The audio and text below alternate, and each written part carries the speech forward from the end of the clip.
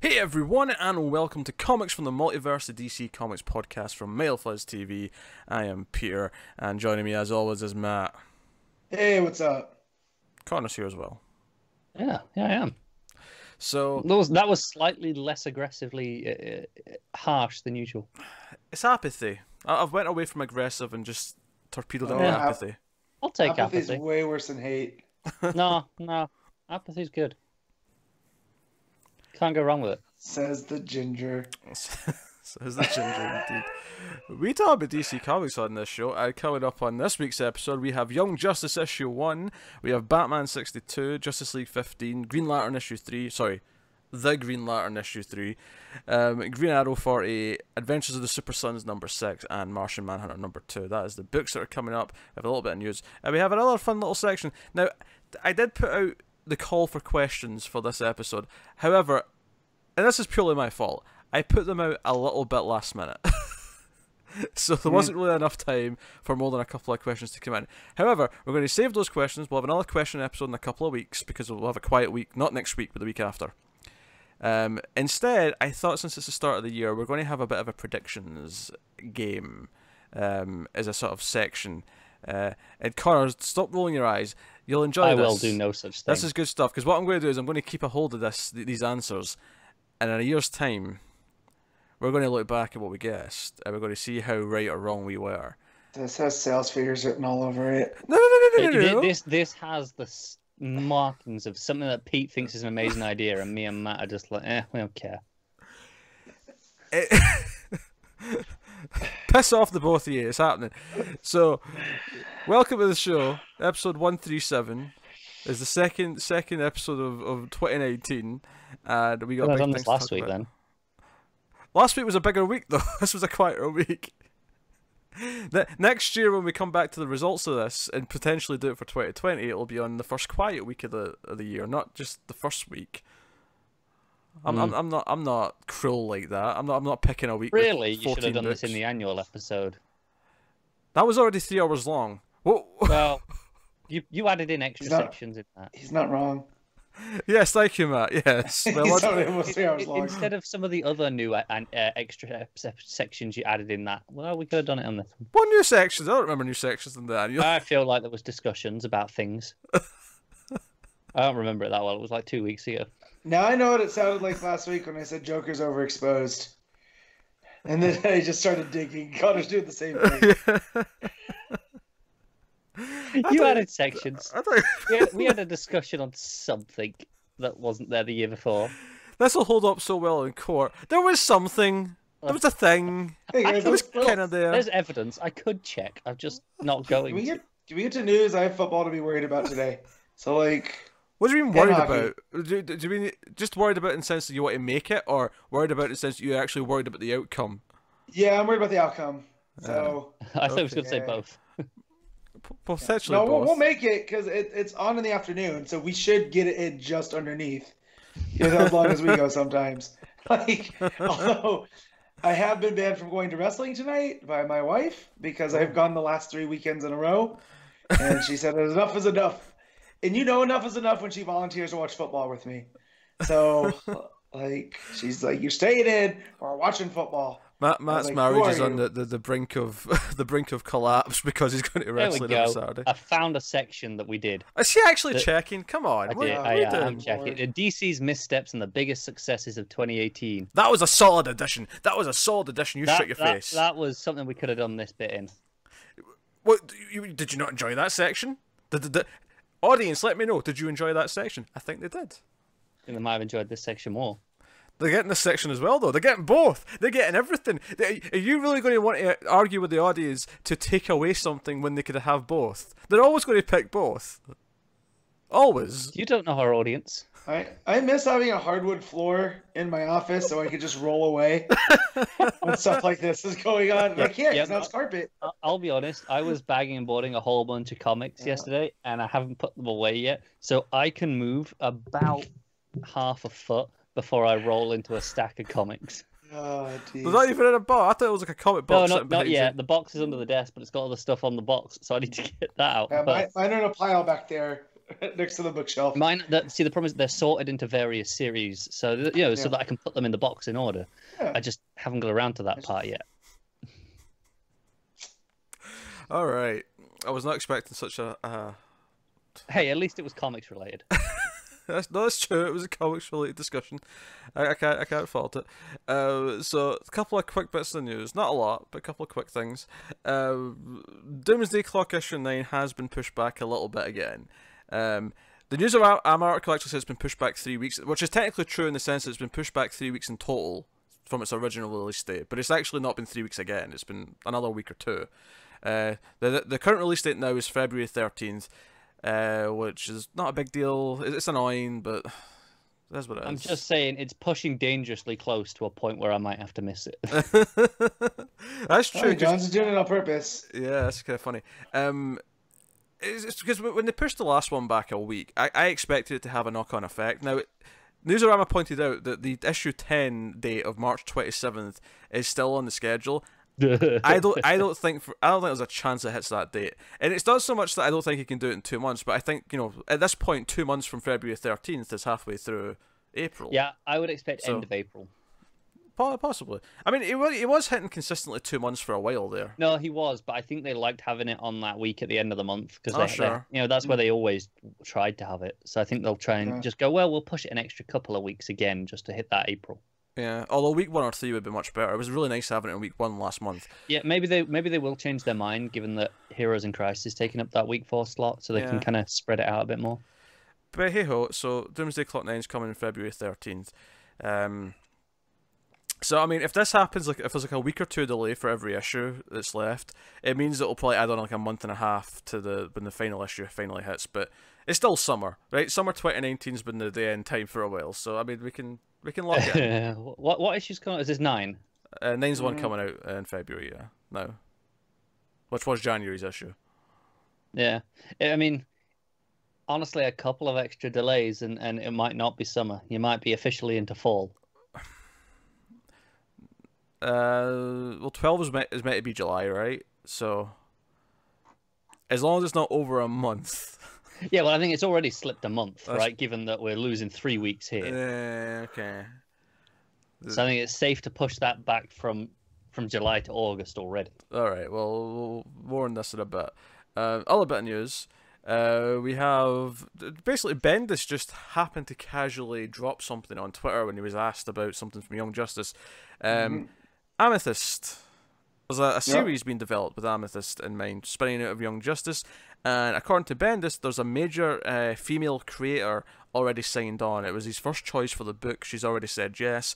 The announcement's coming at some point, but it's not time yet. The real question is, this creator, is she a writer or is she an artist? There was no indication that he was writing the book, just that because under the Wonder Comics line anyway, he'd be curating it. Either way, my assumption is writer. Me too. Okay, I'm hoping because we already know he's not doing every book. He's doing Young Justice and Naomi. Yeah, and I'm obviously hoping that, but I don't want to just project that onto. Well, it must be a writer. Yeah, that's true. I mean, it could be an artist. I'm inclined to think writer though, just cause basically. Maybe it's particularly hoping for. Well, I'm thinking because he's so close with them is that it's Kelly Sue. She's already got Aquaman. She's not working on much else. I mean, if I knew anything about Amethyst, I might have an opinion on this, but I don't. So Sword and Sorcery. Just think that. Yeah.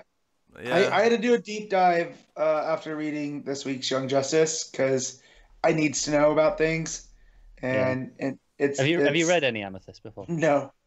Yeah. So. Yeah, Gem World in general is just a bit of a. I really enjoyed that New 52 series. There was a New 52 series? Yeah. She even joined the Justice League Dark at one point. Oh, right, okay. Yeah, I dropped Justice League Dark and New 52 after a while. Yeah.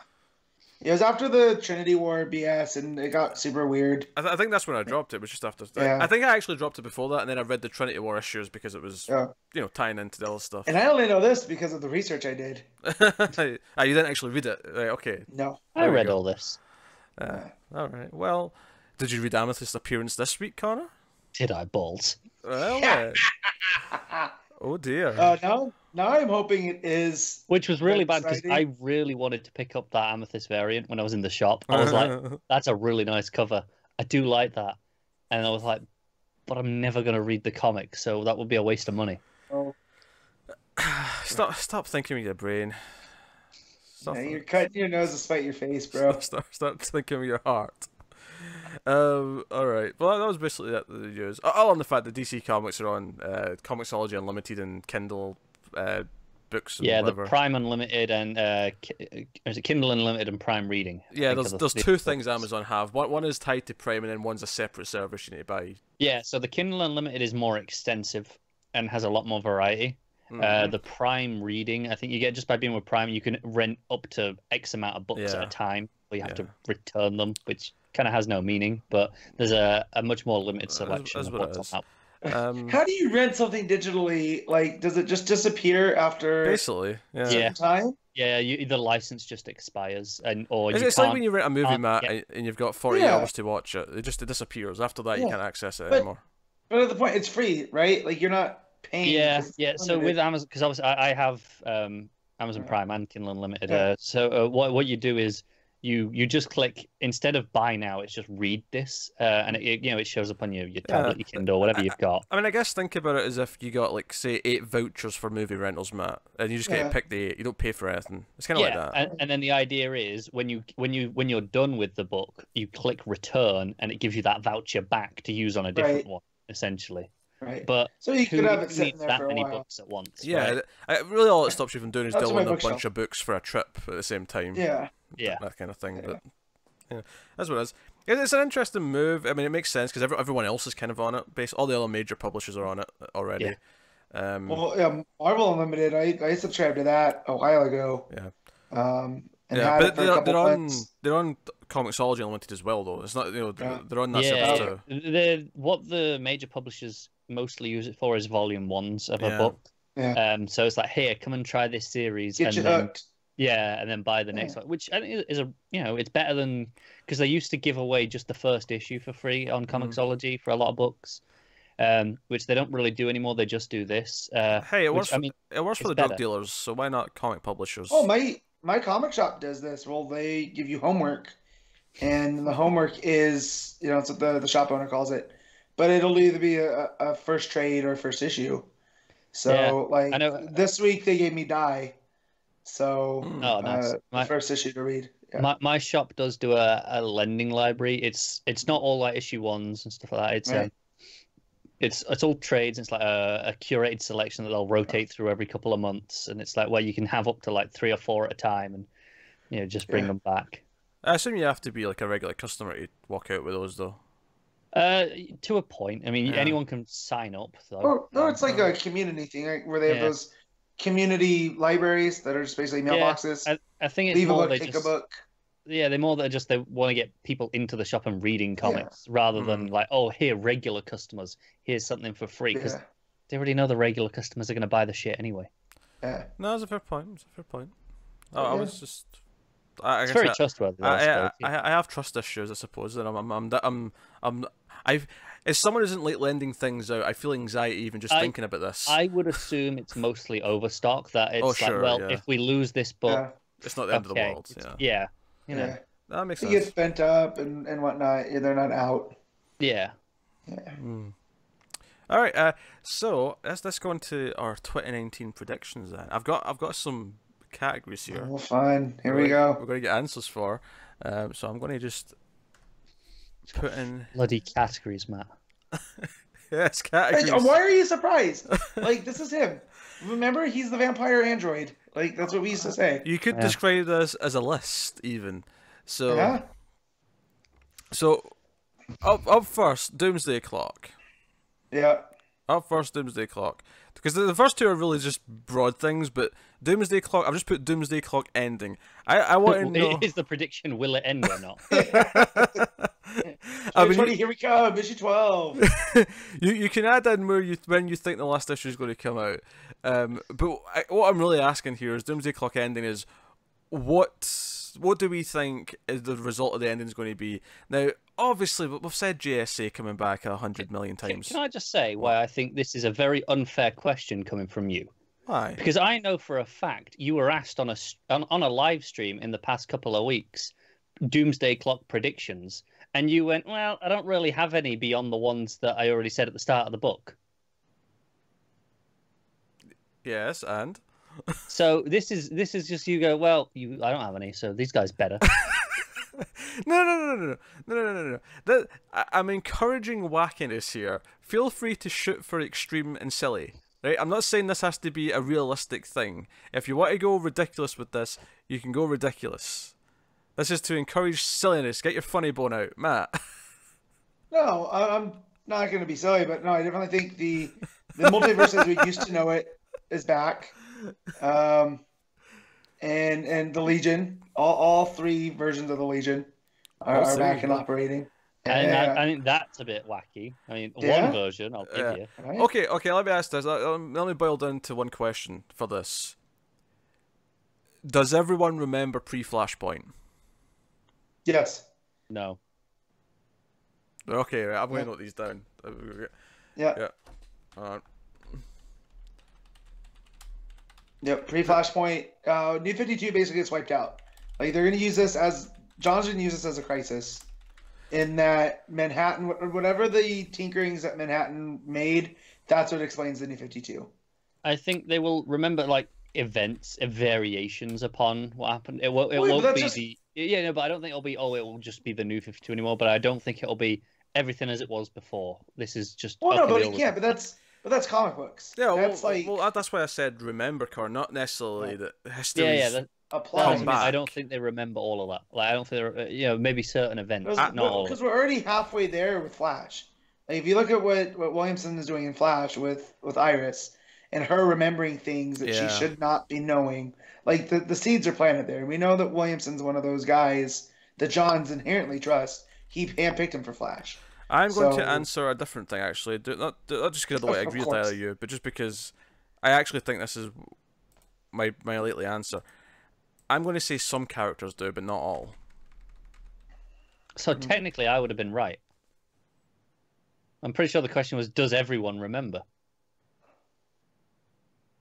I can't remember how I phrased it, but I don't necessarily mean that... Well, I'm fully going with where Young Justice is going, like, with some of the stuff, and people's reaction to it. I definitely think there's some timey-wimey multiversal shenanigans going on.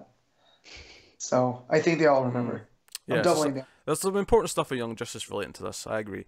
Yep. Not that Connor's reading that, he wouldn't know. It's fine. I'm not bothered. So, I think some people will. I think some of the bigger characters will, but not necessarily all the smaller characters. Like, I don't think that. Like, who could we pick here? Like Jessica Cruz, right? I love Jessica Cruz. I don't think Jessica Cruz is going to remember anything from pre-Flashpoint. I don't think it's relevant to her to remember. But I think some of the bigger characters, it is relevant for them to remember things. It's relevant for Barry to know things. It's relevant for, I don't know, Batman, Superman, whoever. Yeah, I think if they were a big character during, right before Flashpoint, I think, then but Jessica didn't come in until the New 52, right? Yeah, so she has no reason to remember it before Flashpoint. Exactly.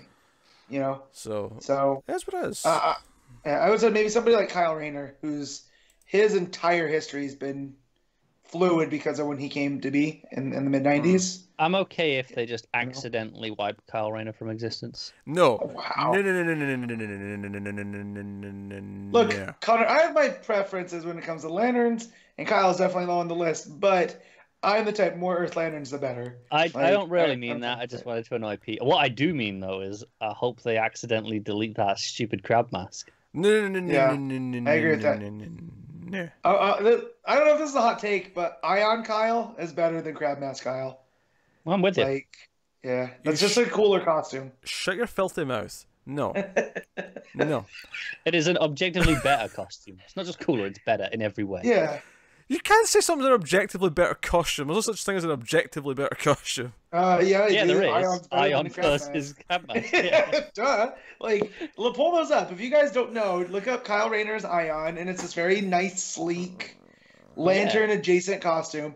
And then the Crab Mask, you're just like, how can I make the most standout Green Lantern uniform next to Guy Gardner? Because the Gardner vest combo, like, it's classic. Come on. Crab Mask is better than Gardner vest. I'm saying it.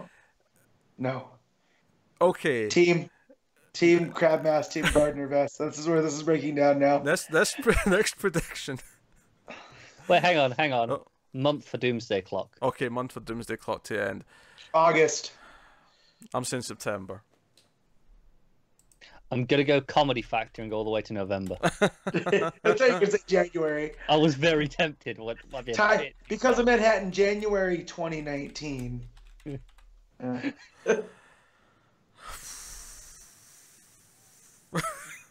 know what? I should do a countdown to Doomsday Clock final issue. Yeah. Because the whole thing about Doomsday Clock is that it's nigh on midnight, right? So it's just we're seconds to midnight. We're seconds to Doomsday Clock. We gained some time. Push it back a little bit. Yeah. All right. So the other big thing that's going on right now, Heroes in Crisis. There's been obviously speculation about what's really going on, who's really dead, so on and so on. Now I think we've all kind of more or less on the wavelength that Wally's not dead. Roy's the one who's really dead, right? Roy. Yeah, Roy's screwed. Roy's a goner.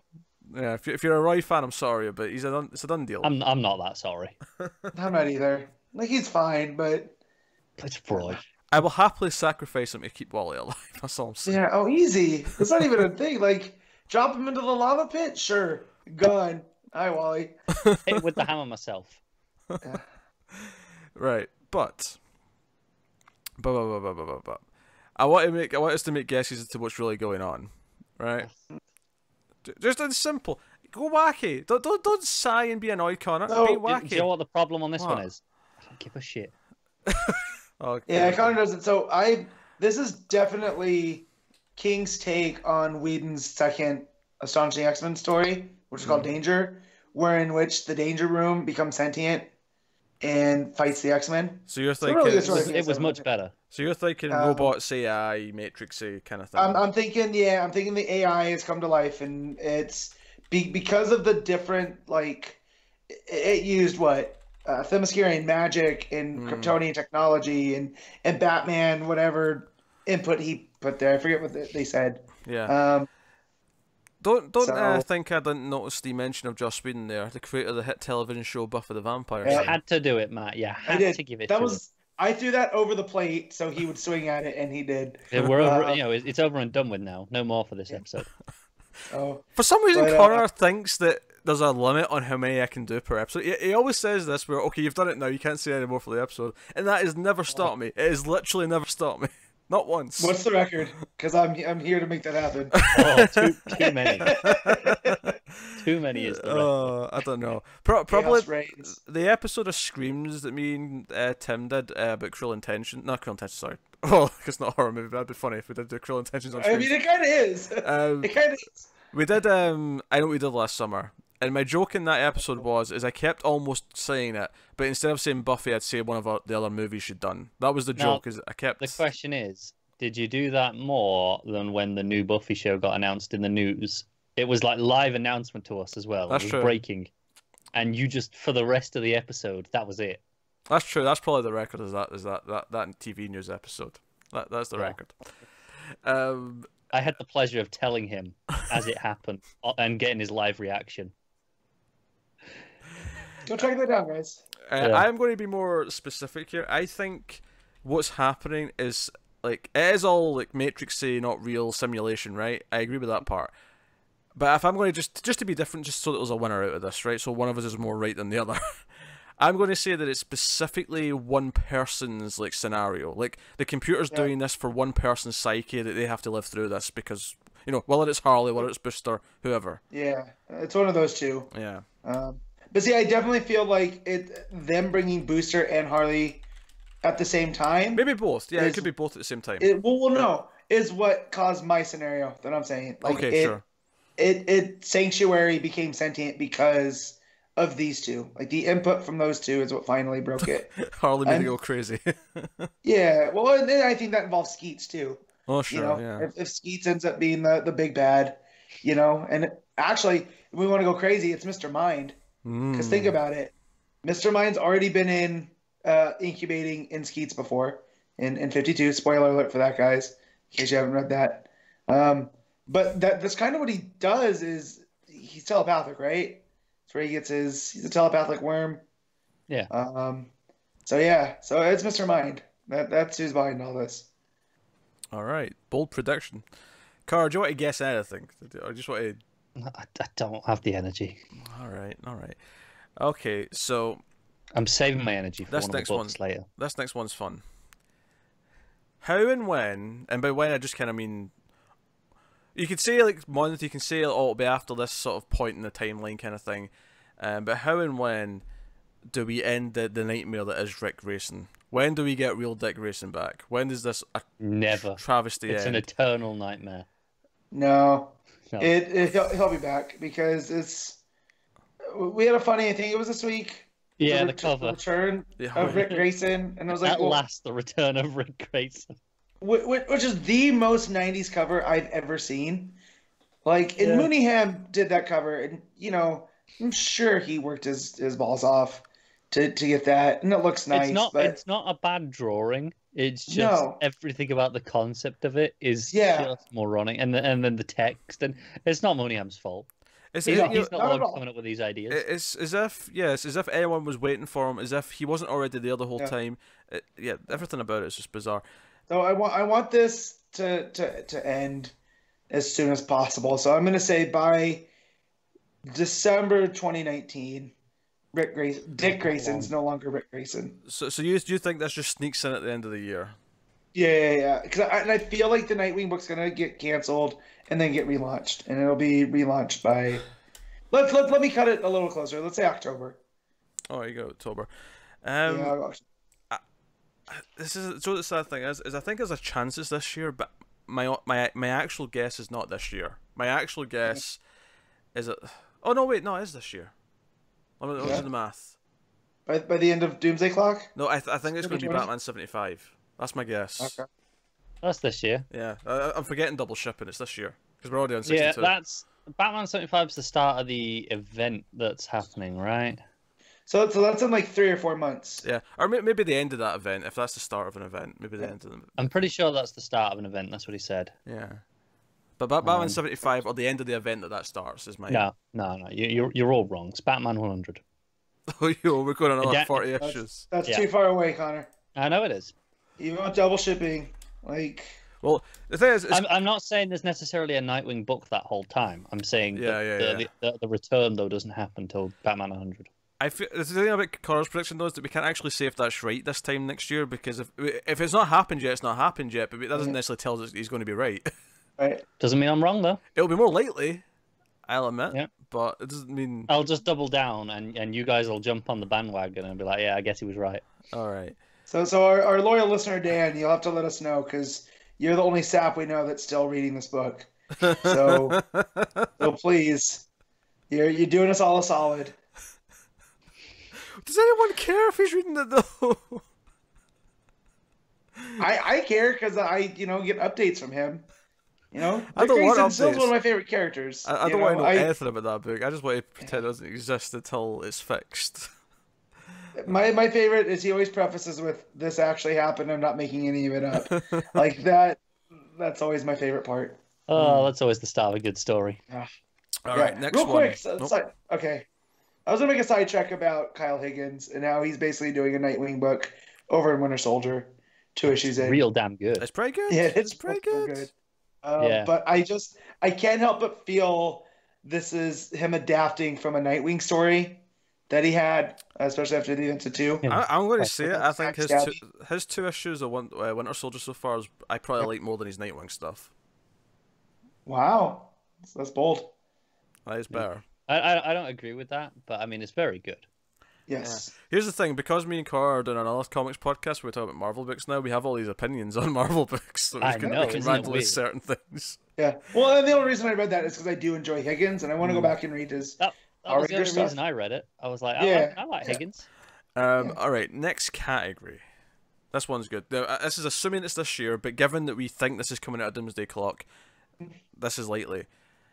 I want guesses for the creative team on Justice Society of America. JSA, what is the creative team? Oh, I'm not good with artists, but I think it's Hickman. You think it's Hickman? I think it's Hickman. I think Hickman could be on a Legion book. No. Okay. But not a JSA book. And this is my reason for it, because when you think Hickman, you think big sciencey, right? Like you think like Morrison adjacent. But the first thing I ever with Hickman, frankly. Well,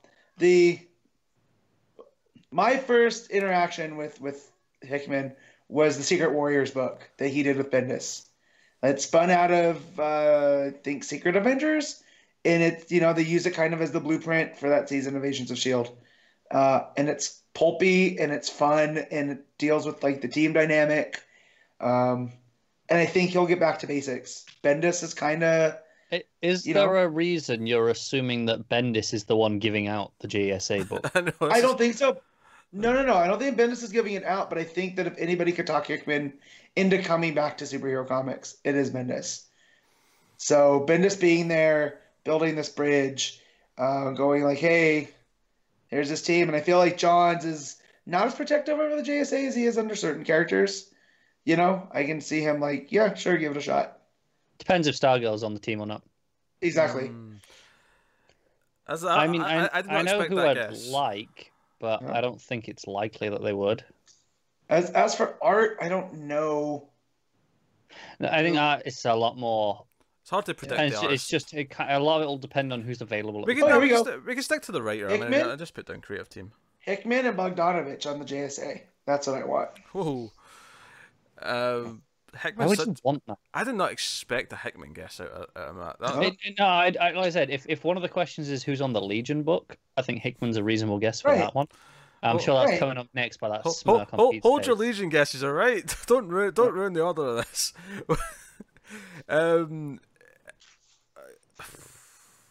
This is really hard. I feel like do I pick the dream scenario, which is so unlikely? Who's the dream scenario? Mark Waid's the dream scenario. But and why though? Why are you like he does Flash and he does Superman, but what about Waid screams JSA to you? Legacy and specifically Kingdom Come. Okay. But Kingdom Come didn't have much to do with JSA. Well, no, it didn't. But it had this large cast of characters. It had this idea of legacy. I feel like he would try, and he's been around doing so many different characters, so many different places. That he tends to get the history of the characters. He tends to understand the legacy. I feel like he has. If you take some of the fun stuff from, say, his Daredevil, you take some of the DC craziness of his Flash. Oh. You kind of assemble almost the best possible GSA kind of out of that. I'm not saying he's the only option. I'm just saying that. And then who? That's your dream scenario. Yeah. What's your realistic guess? Realistic guess. But I wonder if you're going to team as artists with him. Like, is that Waid and Somney? Yeah. Somney? I wouldn't say no to it. I wouldn't say no to that either, to be fair. That's a book that I'm buying multiples of, I think. Yeah, I wouldn't say no to that team for sure. Yeah. Realistic guess, though.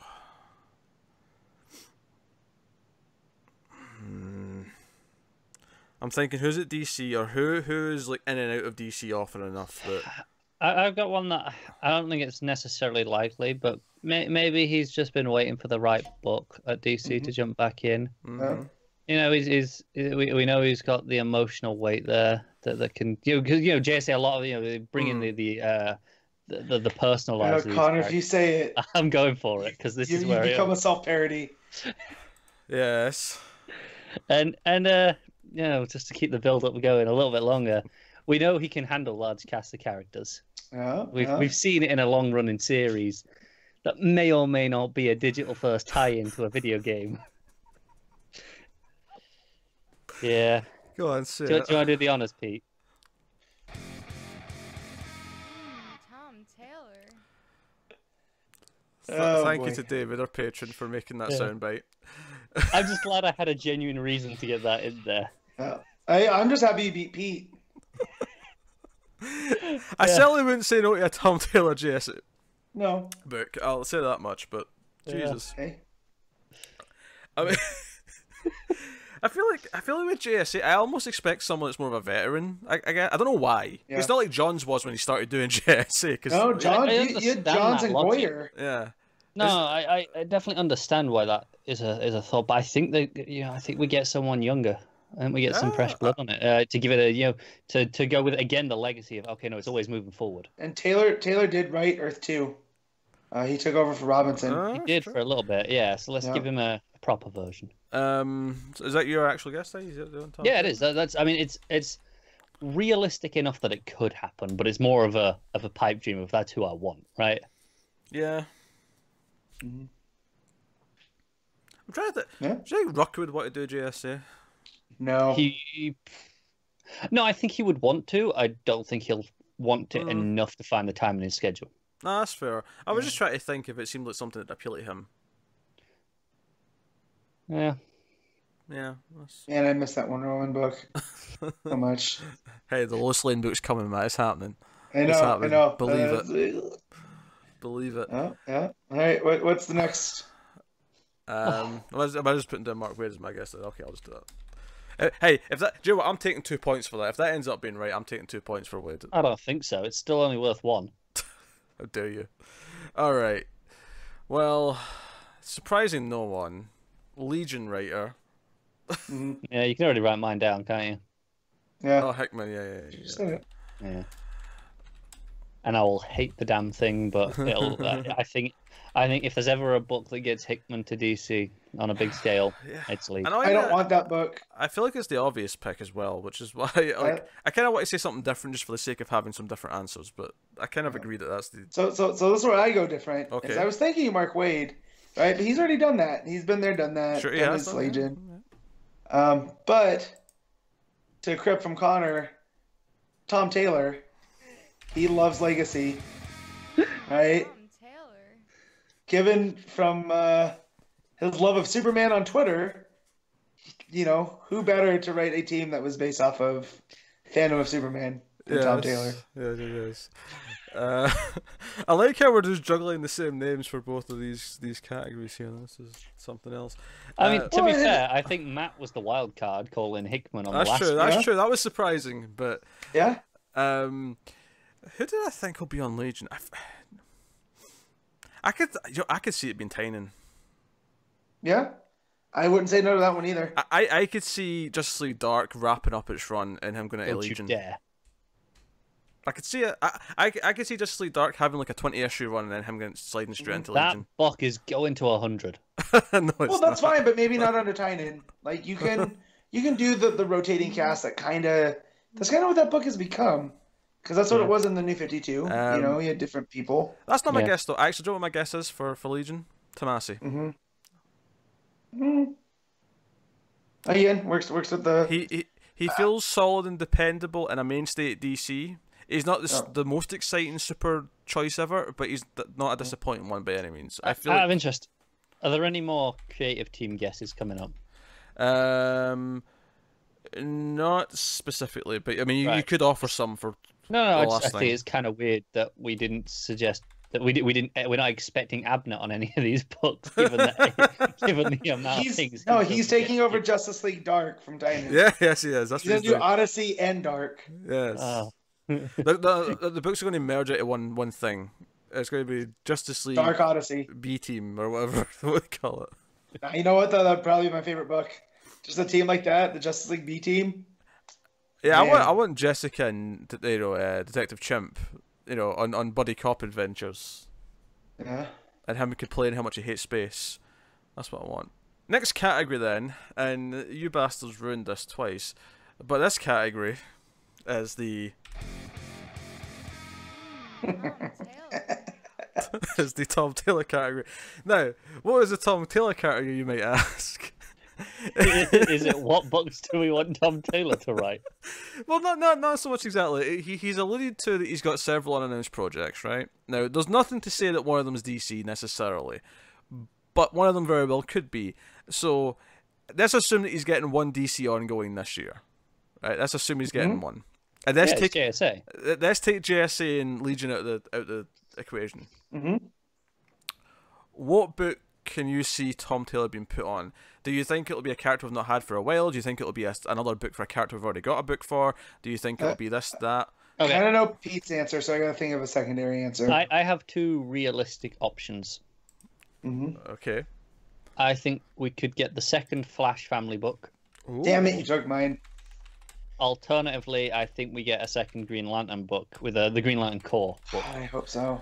I would love both of those options. I cannot really die. And I think they're both realistic enough that they could actually feasibly happen. And either of them could be Tom Taylor.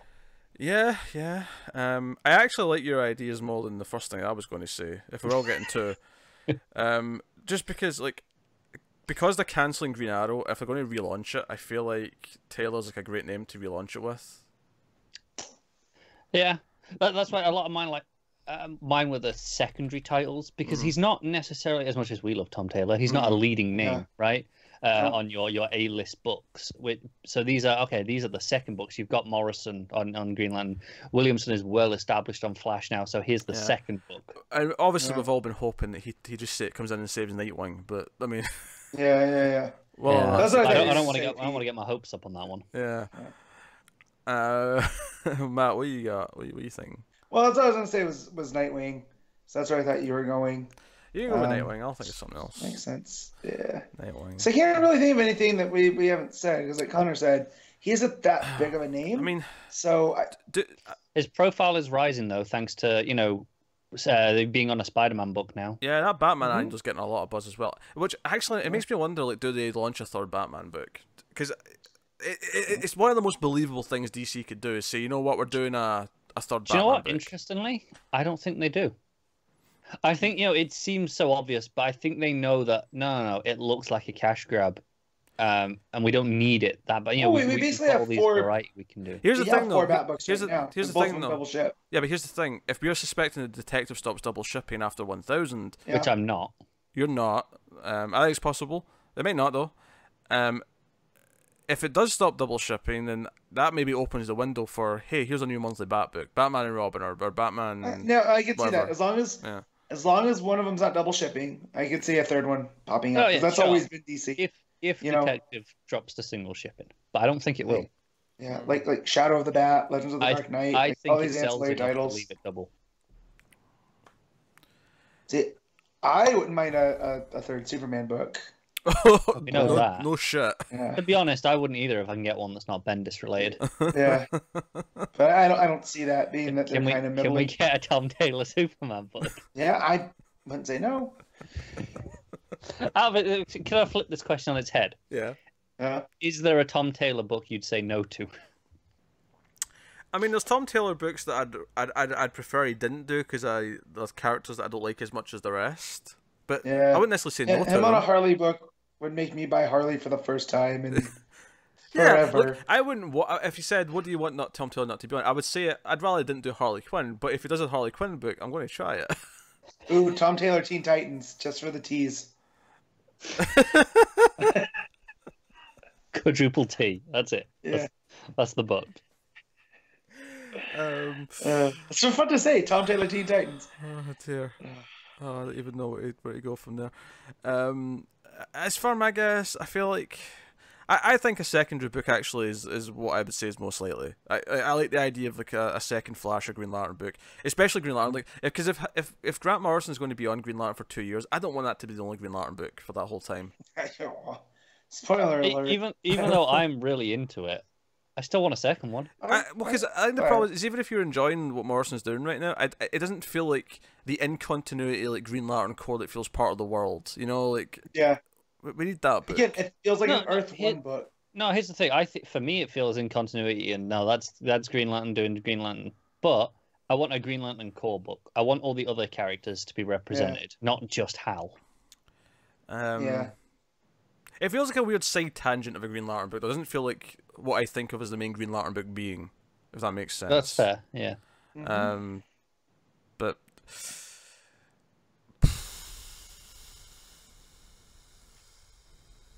I'm thinking, alright? I'm thinking about... No kidding! Well, that ginger idiot took the good picks, didn't he? Hey, you didn't have those as options. That ginger idiot. You say this like you had them written down and then I just said them first. No, you didn't think of them.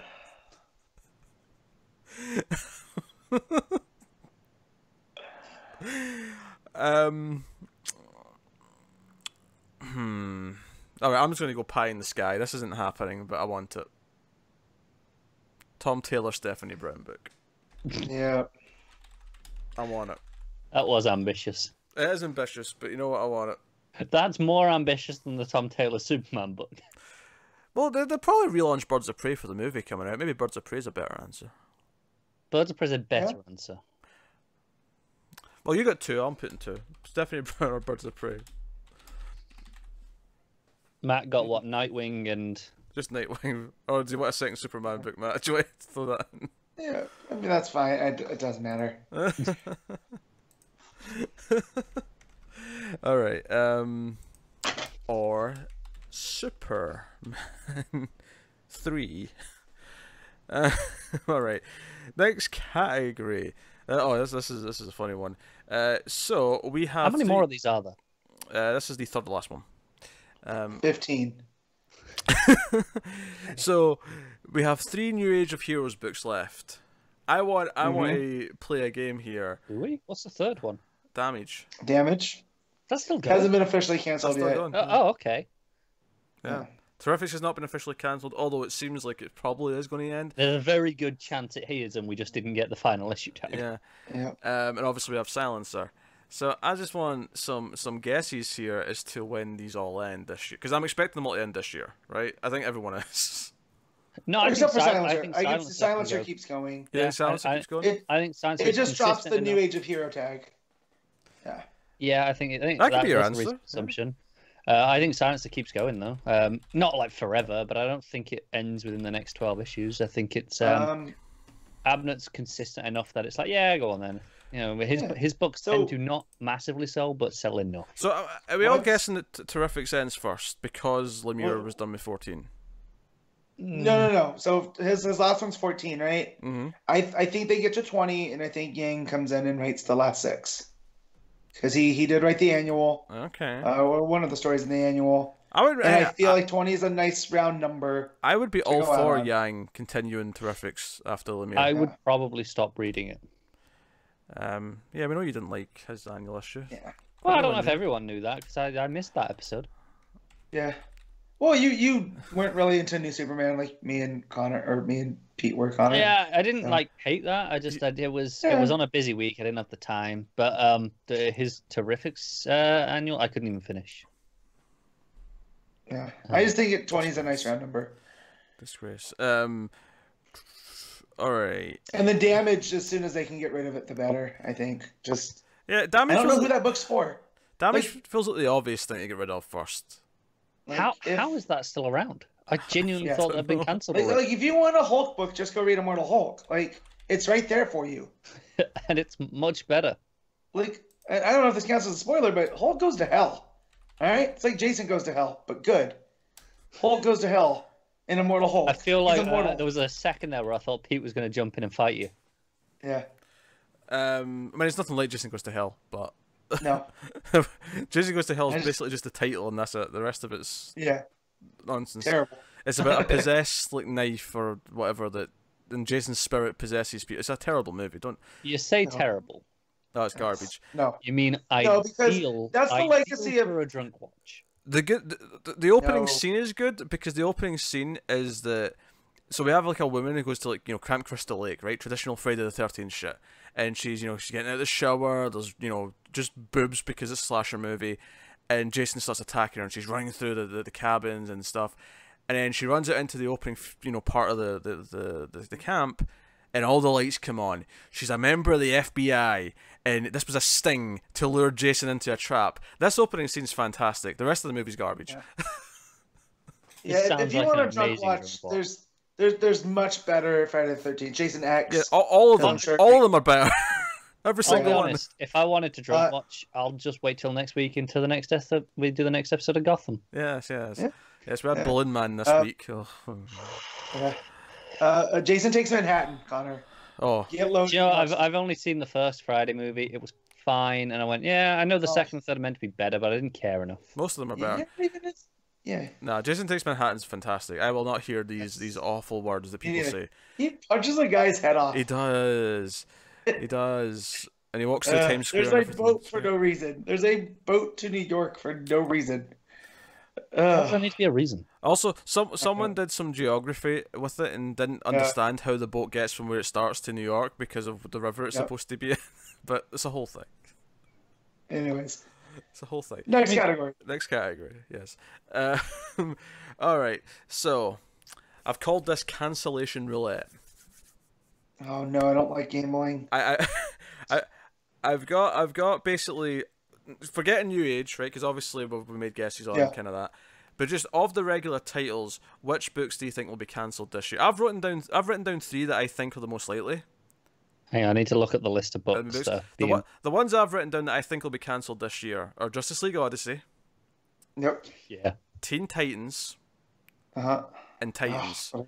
And the reason why it's not so much that I want all these to be cancelled. Titans specifically, I'm quite enjoying. But it's getting high up in the numbers. We've got Young Justice has been relaunched, so now we have kind of 3 Teen Titans books. I feel like those Titans books are kind of on borrowed time at this point. I don't know. The DC I came into, you had Titans, Outsiders, and Teen Titans. So that was the mid 2000s. So well, when we say cancellation, does that include with plans for an immediate relaunch or just? No. I mean, no, it's dead. I mean, it can be relaunched. It doesn't necessarily have to not be relaunched right after. But just the current book, there'll be a cancellation. Okay. I think Catwoman. That was actually the fourth thing I was thinking about. Actually, now you bring it up. Catwoman. I'm just gonna be bold and say Nightwing. That was gonna be my next one. And can I be optimistic? And say Red Hood. Red. Yeah, that ain't happening. You can say Red Hood. I'm gonna say Deathstroke. Do you know? I never said Nightwing because I basically assume that that's going to keep happening just to spite me, because I want it to change or end. I don't think Deathstroke does get cancelled, unless Priest finishes and then he's like, and they decide to cancel it and maybe relaunch it. Yeah, I don't think we have a Deathstroke book going into 2020. Only if Priest's finished with his story, though. I don't know if he will be or not. If he's finished, I think it's plausible.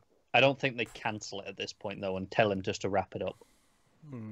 It's kind of weird how long there's been a Deathstroke book consistently in the schedule. New 52 pretty much the whole time had a Deathstroke book. It did, didn't it? Yeah. And then we had Priest since Rebirth. So right, that's racking up a reasonable run. To be fair to it now. Yeah. That's in its 30s. Hey, those 39 next week, I think, something like that. Those were proper answers. I really can't argue with those. So, and then final category, it's kind of the opposite of that, essentially, is new books that might launch this year. Now, obviously, stay away from GSA and Legion, because we're kind of expecting those in some capacity. I'm kind of talking about things that will maybe pop out of nowhere. You could kind of include maxi series in this, kind of how is all of a sudden there's a Martian Manhunter maxi coming, or all of a sudden Young Justice has been relaunched. These kind of just showed up. Well, obviously I mentioned earlier my second Green Lantern book.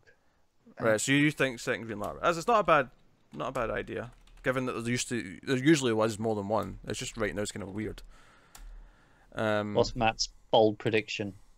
Booster Gold. Yeah, he's thinking spinning out of Heroes in Crisis on his own or with Ted. Ted's a supporting character, but he's not on every adventure. I don't know. I feel like I can see the marketing for a book called The Blue and the Gold with both of them on the cover. I can see that. I'm gonna put in a second one. That's more just something I want than I actually really expect. Yeah. But I miss having a Dr. Fate book, so give me a Dr. Fate book. I'm doubting it, but. Catwoman is replaced by Gotham City Sirens. Okay, that's not a bad guess. Yeah. and we could still have Jones writing. Art changes. It basically becomes a new Heroes book where it's an artist showcase book with Jones writing. I think that could be really cool. Something I said earlier, I said that I'm expecting Birds of Prey to be relaunched before the movie. Yep. But the movie's not out till next year, so I'm hesitant to say it'll happen this year. Yeah, I wouldn't have thought so. What movies have we got coming? We got Shazam and we got Joker. Oh yeah. I am very curious about that Joker movie just from what I've seen. Just some crazy random nonsense it's going to be. Yeah. And not like, oh, I'm excited. This is going to be good. It's I just want to see what the hell it is. Exactly. Like, you gave Todd Phillips, the guy that did The Hangover, the Joker property. What is this that's insane. I have no words for it. That's how insane it is. But this is also the thing to know about Todd Phillips is his film project coming out of film school was a documentary on G.G. Allen. If you guys don't know about G.G. Allen, that's a poof. It's a hell of a story. So, take your word for it. Yeah. Let's just say he was a performance artist that did punk rock kind of stuff, but his performance art included taking shits on stage and then throwing it into the crowd. This is the man who made that doc they gave the Joker property to. I feel like I should be worried. Yes. All right. Joe, it's not even. I will say, suddenly The Hangover makes sense. Mm-hmm. Yeah, I really like that movie, though. Do you know, it's not even been that long since the last series, but I feel like there has to be some kind of Batwoman thing for the new show, right?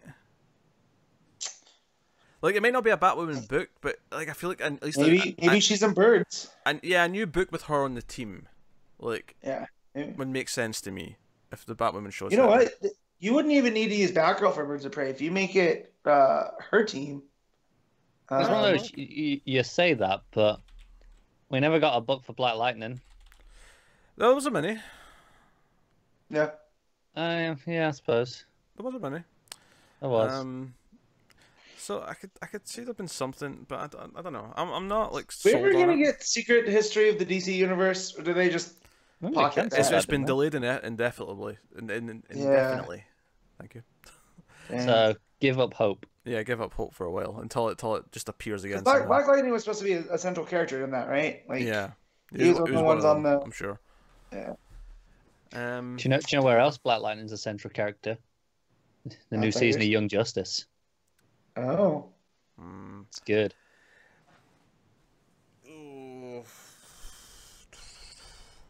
I'm just going to say second Flash book for my second one. There you go. Maybe it's just hopeful thinking, but obviously I'm thinking Wally, if not Bart, if not Jay, if not all of them. Jesse Quick. Yeah. Yeah, that's what the second Flash book is. It's just a Jesse Quick book. Oh, you say that like a joke, but I would read that in a heartbeat. You would, but here's one, because I saw a handful of creators this week all saying they've pitched it in the past like 2 years, and DC have said not right now. But there's a waiting list of writers that want to do it. Adam Strange mini. Ooh, give me that right now. And there was some writers that I quite liked who were on board. There was Andy Diggle was one of them. I think he did the. I have the mini that he did like years ago. I got it for like $5. There was a few. Rob Williams was one who obviously he was the one out of the group that I was not excited for. No. Yeah, but they've all pitched it to DC, and DC have said we don't think that book will sell right now, but maybe they'll relent eventually. Maybe they will. I don't know. All right, some wacky predictions for the year. Maybe they're silly, maybe they're not. We'll find out. But, hey, if they announce some cool stuff that we don't see coming, then that's a good thing. Nice surprises. Yeah. Oh, Matt's mic's gone. But hey, so that's basically the end of that section. So hopefully everyone enjoyed that, and I mean the audience, not these two. I don't really care if Connor enjoyed it. Connor hates everything. Yeah. So that was Andy Diggle that did Planet Heist, which was an 8-issue in 2004. Okay. So, yeah. So there you go. Yeah, so we can move on to books then. And first book of the week, the main event of the week, is a book that Connor did not read. Oh, you It poor is. sorry So I'm soul. going to like half listen and also try and find out who that third writer was. Oh, it was Cy Spurrier, who I've been quite a big fan of recently.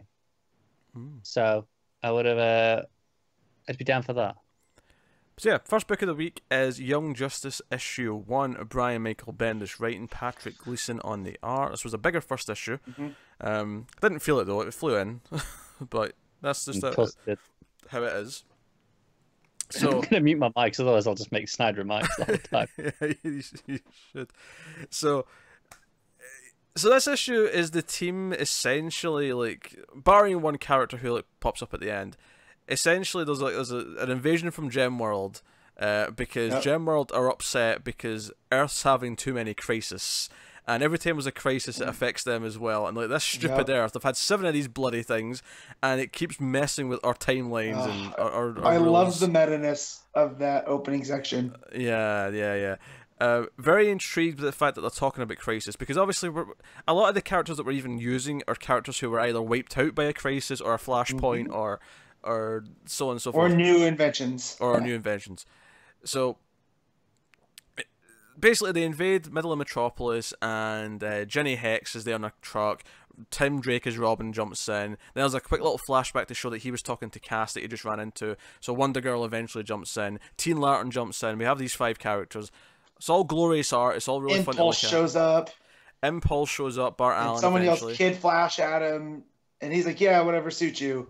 No, that wasn't the line. Because he saves Maggie Sawyer and her cops, and they say, "Who are you?" And he yells out Impulse, and they're like, "Who?" He's like, "Oh, Kid Flash." He's like, "Well, just say that then." Yeah.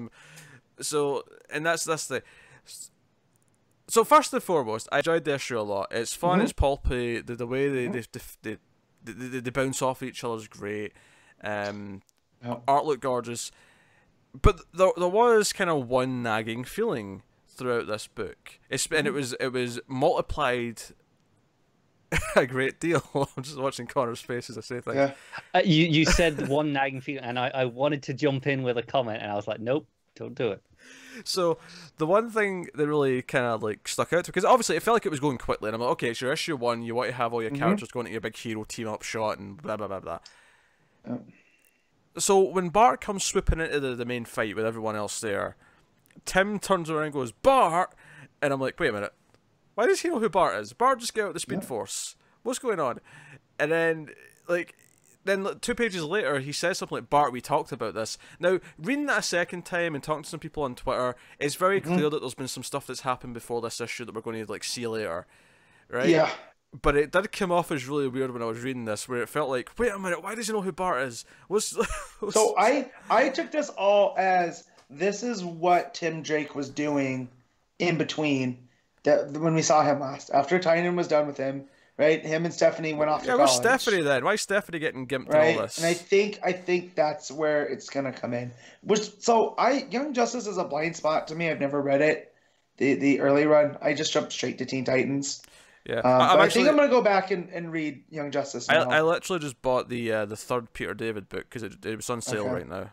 So did I. I've not read the first 2 yet though, but I was like, well, I'm just gonna get it while it's there. So does spoiler show up in there at any point? So I know she's Tim Drake's girlfriend. Oh, I've not read it. I don't know. No, I know. I'm wondering to I've no idea. the viewers if they do know. I will do some Googling. Honestly, if I have a hope for 2019, is that I want Stephanie Brown something and not as Tim Drake's girlfriend. If I have a complaint about Detective Comics, like that Tynion run, which I liked a lot, is that it was basically, she was always tied to Tim, and it was kind of annoying.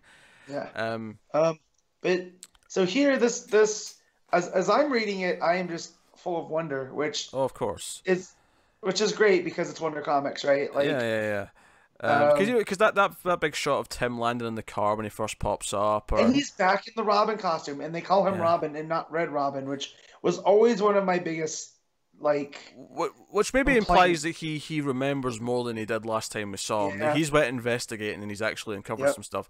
But so, just to put in quickly on the Stephanie Brown, the closest I can find is in the alternate world without Young Justice timeline. that Stephanie Brown was Robin instead of Tim Drake for that, and was on the Young Justice team in that world. That sounds like a weird little side story, though. Yeah. In the middle of it, as opposed to actually showing up in the proper book. Gotcha. Anyway, but so here's the thing. So I saw Bendis tweet out like the day or two after this, just saying that I know everyone's got questions about how things work in this. Don't worry, I've got a list of 37 things that I know I need to answer, and they're being answered over the course of the next 5 or 6 issues. You'll get a few answers per book. And I'm like, okay, he's acknowledging that these things need to be answered, and I can feel better about it, because he's getting to it. It's fine. Because issue 1, you want to have everything come out and do all these things. Because it did raise questions. I was like, wait, why does that? Because it makes sense that Bart remembers Young Justice, because he must be like Wally, because he's been in the Speed Force. He remembers things from pre-Flashpoint. And presumably at the end, when they all get sucked into Gem World and he sees Connor Kent, he knows who Connor is. Because he remembers all that. And Connor knows who he is too, because Connor's been trapped in Gem World, seemingly. My favorite thing in that issue is... There's a lot of my favorite things in this issue. Of course there is. But when he goes, that's impossible, and he goes, what? He goes, you grew a beard. Like, right there, it's hitting the Bart Allen that I've missed so much. Like, Wallace was, he was fine. But I always just felt like they were adding him in there just to have a Wally. And it, but Bart being back and being his ADD self that can't sit still, oh man, it felt right. Yeah. No. He's delightful. They're all kind of delightful. The new characters are interesting. Jenny, I love her. Of course you do. I mean, she's a redhead, so of course Matt loves her. That has nothing to do. I knew once I started reading it, and I was like, "Oh my god, she's like Indiana Jones." Like, she's Indiana Jones, yes.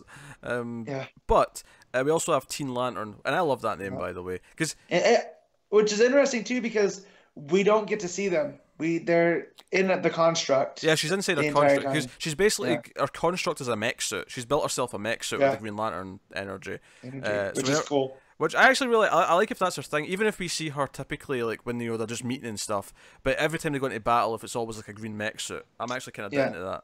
That'd be pretty cool. She also said she could change the name because I don't want to. Teen Lantern sounds great. But I like it. I like that it's a little self-referential there. She was like, and she's a teenager. She's just like, well, if you don't like it, I can change it. The audio listeners are missing out on Connor shaking his head at every single thing we are praising here. It's kind of amusing.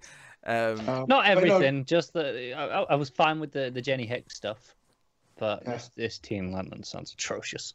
Everything you've sounded. Usually I'm okay with a lot of Bendis' ideas. It's just the reading that I don't like, but... What do you not like about a Teen Lantern? Everything. All of it sounds awful. But this is what, Connor, this is where I disagree with you on this type of stuff, where I feel like it's just a snap judgment. Like, because you've just decided it's Bendis, and you're not going to like it, because we know next to nothing about Teen Lantern. Yeah. And it might not actually be Green Lantern energy. I don't have a problem with anything else you've said, do I? But what about Teen Lantern is the problem? Like, I think about it sounds bad.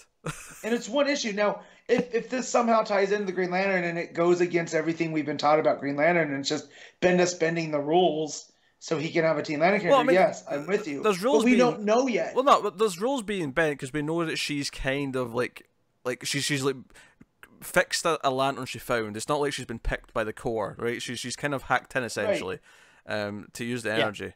That I hate.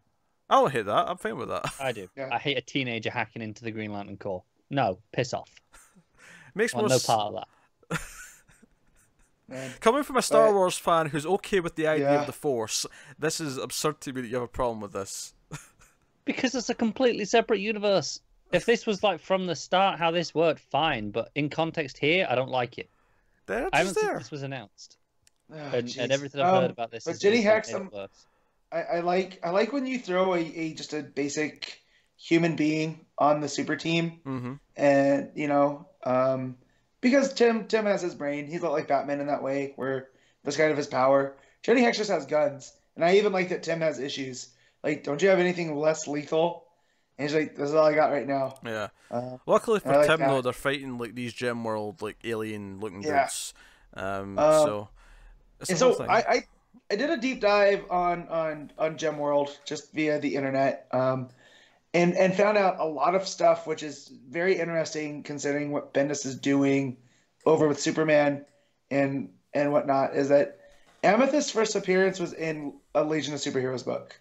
It was like a backup, and then it came out, in the '80s, trying to capitalize on that sword and sorcery, where it was pitched as something completely different.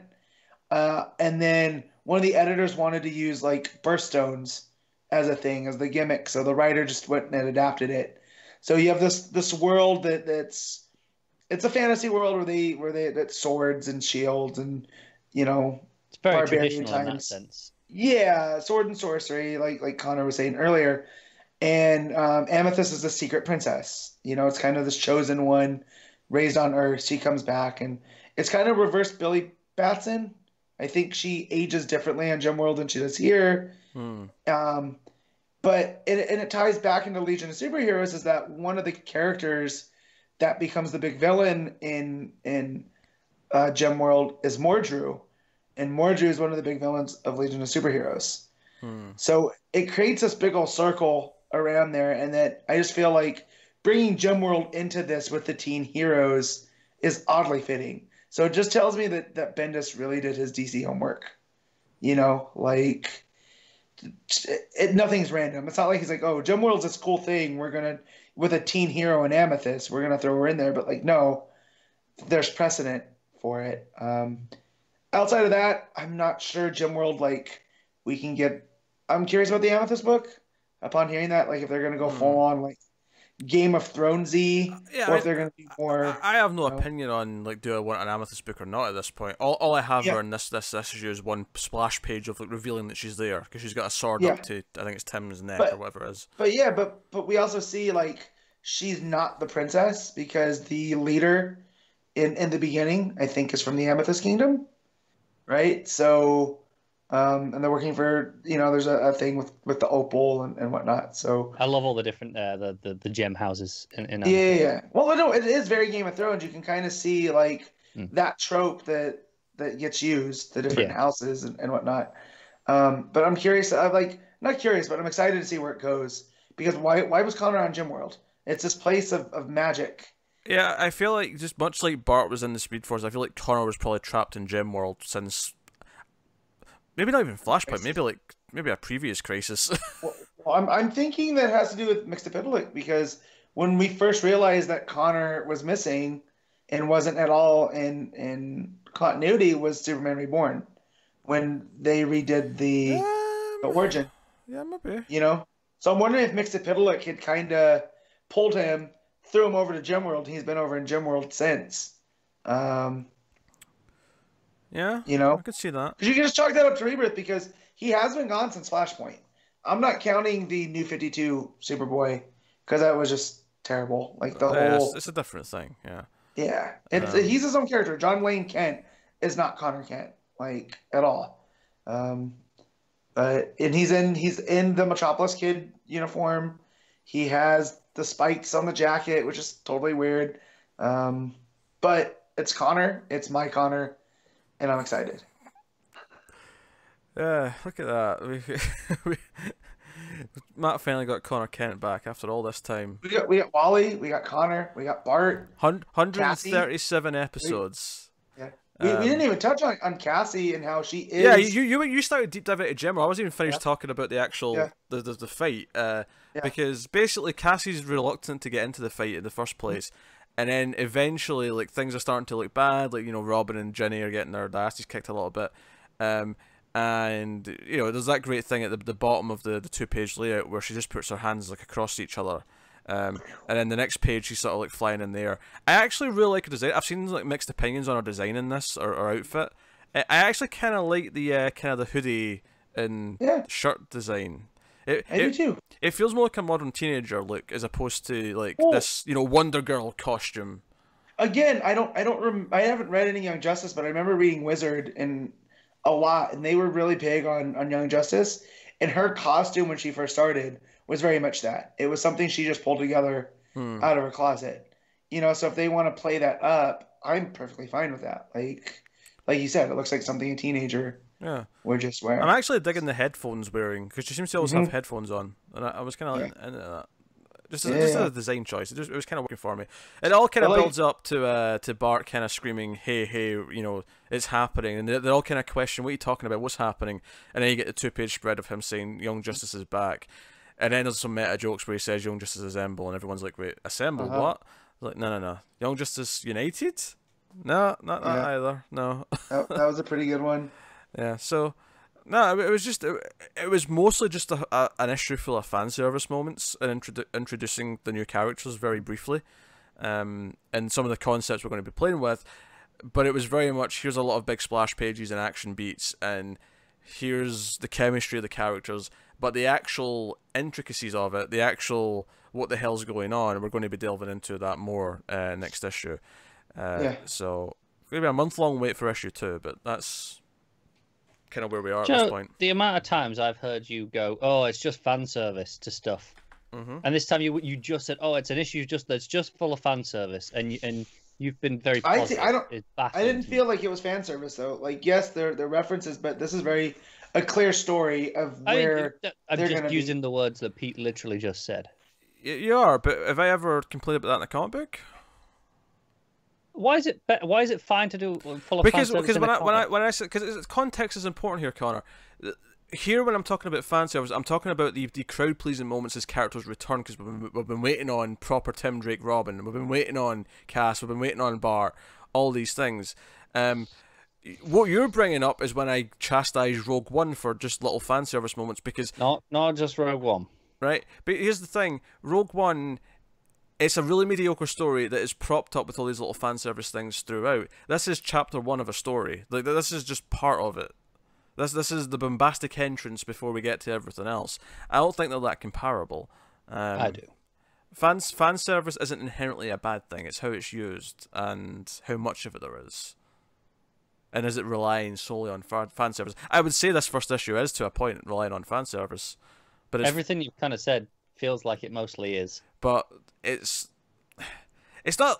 But it's not trying to take your attention away from anything else. It is clearly that's what it is. That is the whole issue. Is here is your big smell in your face because all these things are back. Whereas fan service that I don't like is when everything else isn't working and you try to make it passable because there's fan service to cover it up. All right. I think that was a solid answer. You're going to give me a little snide. Oh, okay, fine. No, I'm not pushing it. No, I can hear the tone. I can hear it in your voice. Good. But you're wrong. It's fine. Matt, why are you looking so busy with yourself? No, I'm just going back over. I'm letting you two argue. So, because I don't care, because I don't feel like this is the fan service. I don't have an issue with fan service in Star Wars either. So I'm just playing Switzerland here. No, that's why I didn't name this at Matt, because I know Pete has on numerous occasions been very against fan service. I've been against uses of fan service. Fan service in and of itself isn't inherently always bad. You usually say it is when it's the main thing that's there, which feels like that's kind of what it is for this issue. Give me some other examples. I can only think of Rogue One. What are other examples where I've said this about? There was definitely some other ones that we've spoken about over the past couple of years, which you can't name any of. They'll come back to me. I'm gonna butt in with something later. It'll pop into my head. Also, just looking back through Young Justice, the beginning, who seems like it's going to be the villain, was born on Earth. Yes. And came to Gemworld, so it's not someone from Gemworld. And I didn't recognize them because they take their hood off at one point. Because I thought the whole point of the hood was that it was going to be like, oh, it's actually this person that we know, and I didn't recognize them. So after the research, maybe it's more Drew. You know, that's how we're gonna get there. I don't know, but I'm very excited where this goes. I'm excited for all the Wonder comic books. I'm gonna try them all out. I don't necessarily know if I'm gonna read them all month to month. Because that's hard. I have a lot of other stuff. Yeah, well, obviously we're going to try them. There's previews from Naomi at the back of all the issues this week, and that's coming later this month. The others is coming later, although the other two are actually minis, I believe. So, was Naomi a mini? Because that's what we had to preview. No, I think Naomi's the ongoing. The other two are the minis, though. At least I think it is. Honestly, even though it feels like you look at it and you think maybe it is just a mini because it feels like a new character. It probably should be not in terms of that wasn't an anti-Bendis thing. Just in terms of introduce the new character. Let's test the waters with Naomi and see is how it the goes, most right? Bendis thing about this. It's a new character on his own playing in the sandbox. So yeah, so I'm curious that there's definitely implications that at least Bart and Tim have been in communication before this issue, and we'll get that explained as it goes on. Because if Bendis tried to sell me that they just know who each other are, as if continuity is just kind of like not what it is, I'd criticize it. But it's clearly setting up that no. They have been in contact, like presumably after Bart got out of the Speed Force and Tim was doing his soul search, and they kind of ran into each other, and it's already been a thing. So and they try to get Cassie, and she wanted no part of it, but it's almost like the fates have intervened. So yeah. Cassie's very reluctant at first, and Tim's like, we'll talk about this later. Again, implying there's some history here that we've not dived into yet, or dove into yet, to speak English correctly. So no, it's very good. It's very good. I'm excited for issue 2. And I'm still amused that Connor can't enjoy the return of all these characters that he likes. It's very funny. Matt, what do you give it out of 10? That's a 9. Come out to get hot. Yeah, I agree. It's the 9 out of 10. That was a really good issue. Really good issue. So some wonky, like, wait, how's this happening? But there's clear implications of it being delved into later, so that's okay. Alright, so that's Young Justice issue 1. That'll take us on to Batman issue 62, Tom King writing, Mitch Gerads on the art. This is the second of the Nightmares arc, which is kind of an arc. It's kind of basically 6 standalone kind of stories, which is having a break in the middle for the Flash crossover. But this is 2 of 6 in terms of these standalone stories. This one is Batman, who seems to have been held captive by Professor Pig, although things might not be quite what they seem. And this one acknowledges the cliffhanger from issue 60 a lot more than the last one did, where Batman starts to remember that seemed. He's like, oh wait, didn't that happen? Yeah, that's how I got here. How did I get here? Which I'm just gonna say I have no idea what's going on anymore in this book. That's fair. I'm assuming that this is either hallucination or, what would you call it? Flashpoint Batman is either drugged him or there's a scarecrow toxin involved. I have no idea. Something's doing something to him. And this is kind of like a scenario in his head that he's because the whole thing's told from obviously comic narration is very normal, like for the character to be narrating what they're doing. But it's first person. Yeah, this one's very specific where he's like, you even hear his doubts, where he's kind of like thinking his thought process. It's a lot more specific than normal. As he's trying to like unhook himself, it's very Texas Chainsaw. He's kind of up in a hook and then he's trying to like get out. And he's having like knife fights with Professor Pig, who I'm delighted to see again. Honestly, I like Professor Pig a lot. And Mitch Gerads' art's very good. Surprising no one. Also, I never picked up on the Pygmalion and Professor Pig. I don't know if that was intentional on Morrison's part, but that's kind of what he always tries to do, is try to make them his beauties. Knowing Grant Morrison, I'm pretty sure it was intentional. Yeah. So, I'm pretty sure it was intentional. But Connor, was this the issue that you said Gerads was going to try some new coloring stuff? Techniques?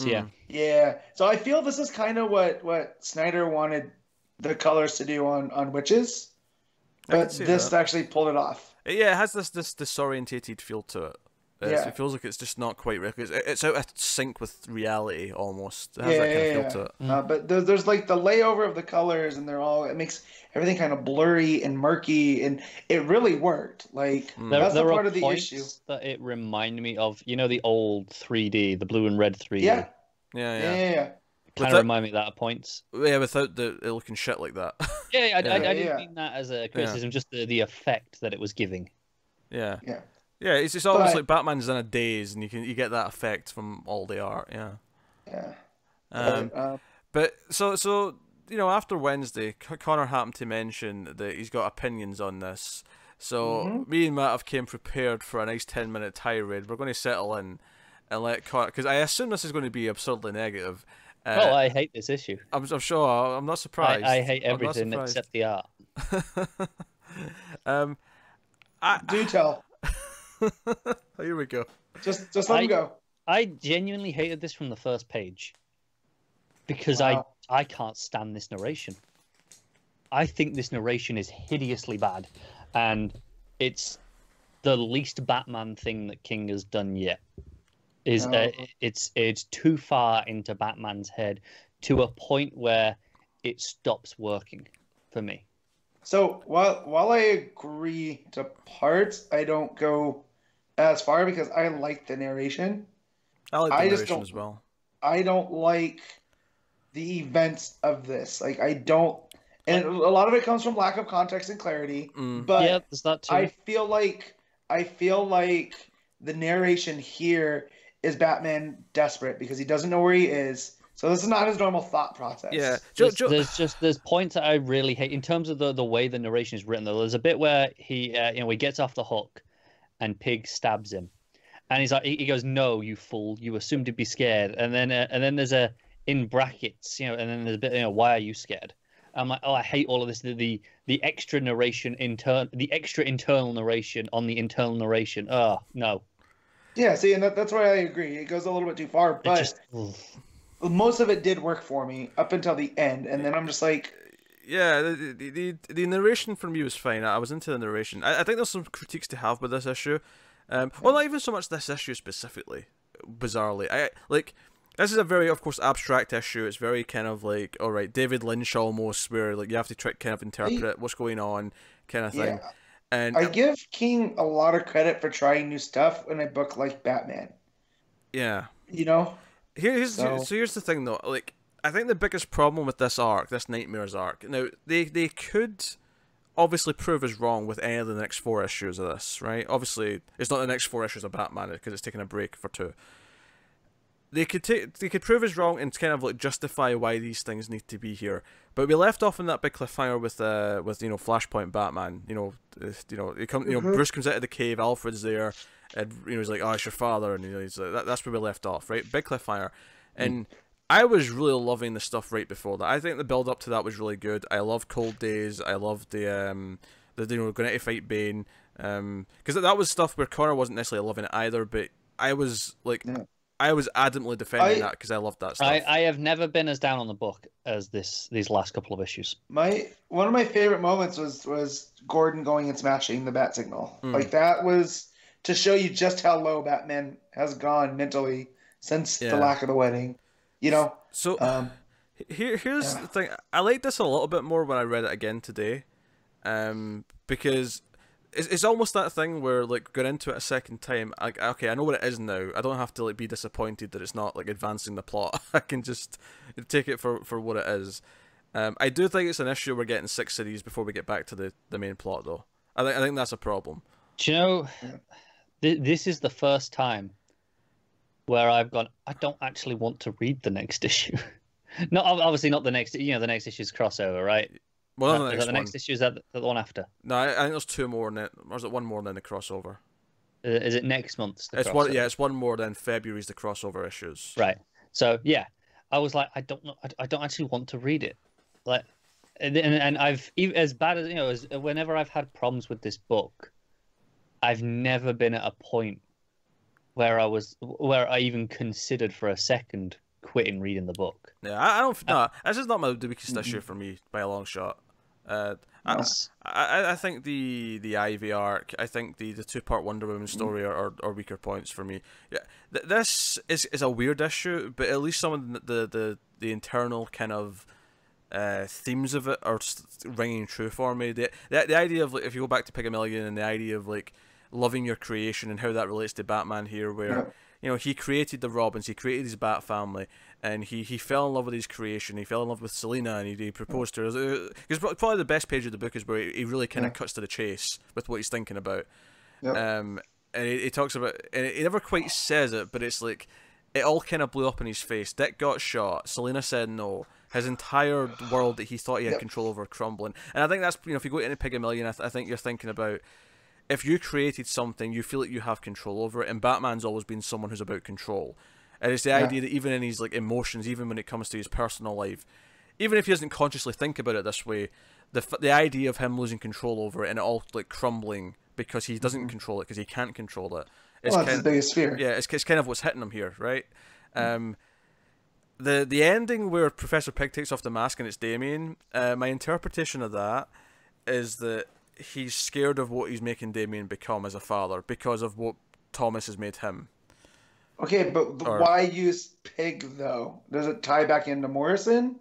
Because they were both Morrison creations? I think it's more for the Pig-a-million puns and referencing that we can do. That's my best answer for you.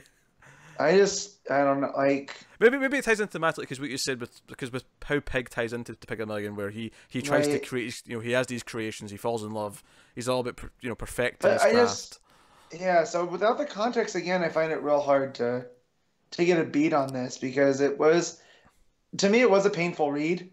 Like, just with the art was fine, like, but yeah, but I think that's what they were going for, so it's very up in the air if I liked it or not. Like, I do want to give Gerads shit for one thing, and this is really a stupid thing, and I don't really, and it's not actually an art criticism. It's he has given Zack Snyder fans a platform again. With what? Crazy bastard. Because the Batarang, he used the Zack Snyder BVS design of the Batarang. And don't get me wrong, it looks fine. It's not a problem. Even in that movie, that was never a problem, right? But it's given the fans, they're all freshly out on Twitter with their pitchforks going, see, people love Snyder's versions. I saw none of this. This is... Oh, really? Oh, I was all over my Twitter this week. Honestly, this feels kind of petty for you to complain about this, to be honest. No, I know. I'm complaining about them blowing up my Twitter feed because I'm sick of seeing it. I'm not really angry at Gerads. Because, like I said, the design is actually fine. I have no problem with it. And it's well drawn. So... I think we're in a problematic arc of Batman, and we've had problematic arcs before. The weird thing here is we know it's going to be 8 more issues technically, but 4 more issues of this specifically before we get back to the main ongoing plot. Yeah, I think is this it now till we got another arc before after this before 75. This is up to like 69, isn't it? I think this. Yeah, this, so we'd have to. Yeah, there's another arc. And that's 6. Yeah, so that'd be another arc. So I was trying to look at the context. If we look at the Bruce Wayne kid who has Thomas and Martha under his eyes, and then we look at Damien, and it's almost like he's afraid, like Pete was hitting at. He's afraid of what Damien has become, right? Because if you look at just how bad Bruce could have turned out, but didn't, because that's the one kid character from the last issue, and everything's through his point of view. And then this one where he takes off Pig's mask and it ends up being Damien. Do you know what I think would have made this better? Like, no, seriously, is if Damien had any sort of presence in this run whatsoever. Yeah, really, the last time we saw him was when Bane hung him from a thing with the other Robins. Yeah, no, it wasn't. No, it wasn't. It was the last time we saw him. No, it was when Batman went off with Catwoman to see Talia and the Robins were all hanging around together. Oh, yeah. That was much more recent. Okay. That was Damien. He's not had a real presence in the book, which was never a problem, because, okay, fine, Robin, Damien or Robin, any Robin isn't really part of this story. But if Pete's hitting on, like, if this is about fatherhood and about Thomas and, like, you know what I mean? Then, of course, you would use the actual natural son, not the ones that he adopted. No, you would, and I'd have a similar problem with any of the other Robins being used here, though, in that there's no context for any of those Robins in this run. It's like, oh, yeah, I suppose we should use one of those. That's the thing. Look, now taking what Connor's saying, I almost wish it was Dick. Because it's this thing that he created is what got Dick shot. And that would almost make more sense. That would make more sense. You know what I mean? And that's his first kid. It's the one he put the time and effort into, and why he left KG Beast out to die. You know what I mean? Whereas Damien just kind of showed up and was like, yeah, I'm your kid. And he's like, this can't be true. Oh, wait, it is true. And I'll take him under. Kind of sums it up, yeah. Yeah, right? Like, I think, Joe, the weird thing about this issue is, I think if it was just one issue of this, it'd be fine. And it wouldn't be a big deal. I mean, I would still personally not like the narration, but the fine. The lack of context would probably. But having 6 standalone issues like this back to back, right after a big cliffhanger, feels really weird. It feels like we're just delaying before we get back to the proper. Because now I assume we're 70 through 74 are going to be the fallout from that cliffhanger properly, and then 75 is this new kicking off this new event.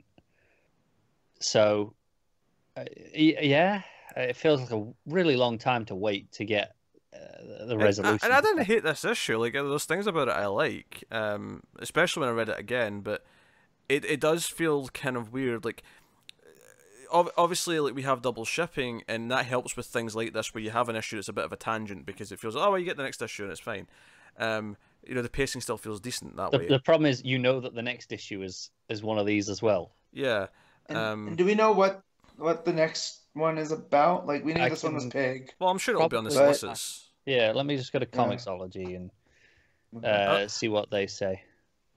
Yeah, I can never. I mean, I don't necessarily read all the solicits anyway, but like I usually don't. I maybe skim the first issue of an arc, or if I'm aware there's something notable. Because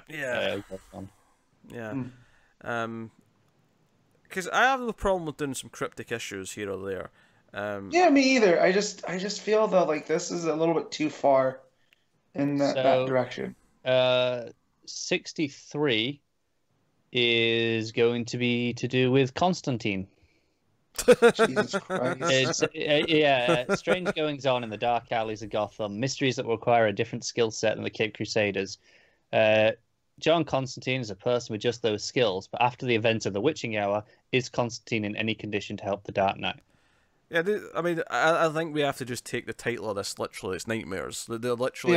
Not that they're not being induced in some way, perhaps, but clearly these are all just worst case scenarios in Bruce's head. At least we get Janin next issue. Oh, that's nice. I like Janin. Yeah.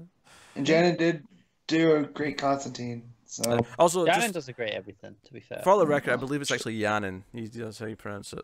God damn it! I said that way back near the start of this podcast, and you guys went, "No, it's not." It's Tynion and it's Janin, and I'm not budging. You're a pair of pricks. Because I was saying it right, and you both shot me down. You went, "No, it's not that. It's a hard J." Connor, see this face? This face that doesn't care. Yes, no one cares. It's fine. We all know what we're talking about. Oh god, I just saw those crossover issues. It's March on art. Oh, is it? Okay. That's what I'm upset about. Sorry, I happened to be there, and I'm like, Well, yeah. So what are we rating this one? I know Connor's gonna be like super low. Like, I will tell you that any points I do give will be just for the art, because the art's pretty good. I got nothing to, other than my stupid nitpick about the Baron, which isn't really a nitpick. I actually have nothing to complain about the art at any stage. It's fantastic. Okay. So it's a 3. Oh, shit. So now we know that if you have fantastic art, you're still only getting 3 points out of it. Well, no.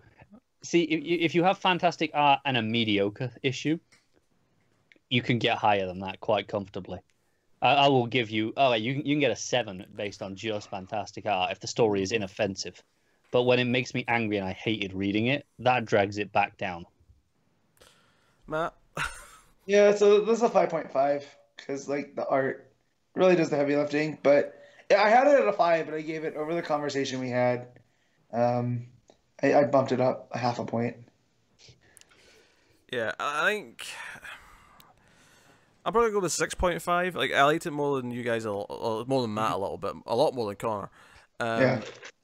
I think what it needed was just a little bit of context at the end. Like, see if we just cut to what was actually, if we cut to like him actually lying in a table somewhere, and just got a little bit of context that said, here's what's kind of happening in the real world. I think you'll probably get that at the end of 69 now, at the end of this arc, leading into, the immediate aftermath. Give me a breadcrumb. Give me a breadcrumb to give me some kind of idea of what's going on. It's maybe just like, it's not even so much the abstract way in which the story is told. It's so abstract in terms of context that it could use just a little bit more to kind of set it in place. I kind of like what the torture Batman's going through in his head. It's just that the actual story of how it's happening in this issue is just a little bit random and kind of whatever. Because I like some stuff. I liked him getting stabbed and be like, "Ha!" He gave up his weapon and then he throws a knife at him, but hits him, handle first. Little things like that were fun. But I still thought it was an easy enough read though. I wouldn't necessarily agree with that it was difficult to read, but I didn't think it was difficult to read. It's a lack of context and you know what I mean. Yeah. But yeah, so that's Batman. Ever divisive. Although this one it was maybe more leaning towards negative in general, I suppose. But all right. Next up, we have Justice League issue 15, James Tynion the fourth and Scott Snyder, which at this point, it's basically a co-run by the two of them at this point. It is. I'm okay with that though. I feel like there's been so many random issues that have either been by Tynion or co-written by Tynion that at this point it's like. Yeah, because it was always the Legion of Doom issues. That was supposed to be. That was supposed to be. That was so okay. It wasn't a co-book, but he was doing those, and now it slipped into. Well, I mean, I guess that's a Tynion issue. Guess this one is too. So yeah, we got Steven Segovia and Jim Cheung on the art. Basically, it's split up like it was last time, where Jim Cheung did the first and last couple pages where it was on Earth with Batman, Superman, Wonder Woman with Starman.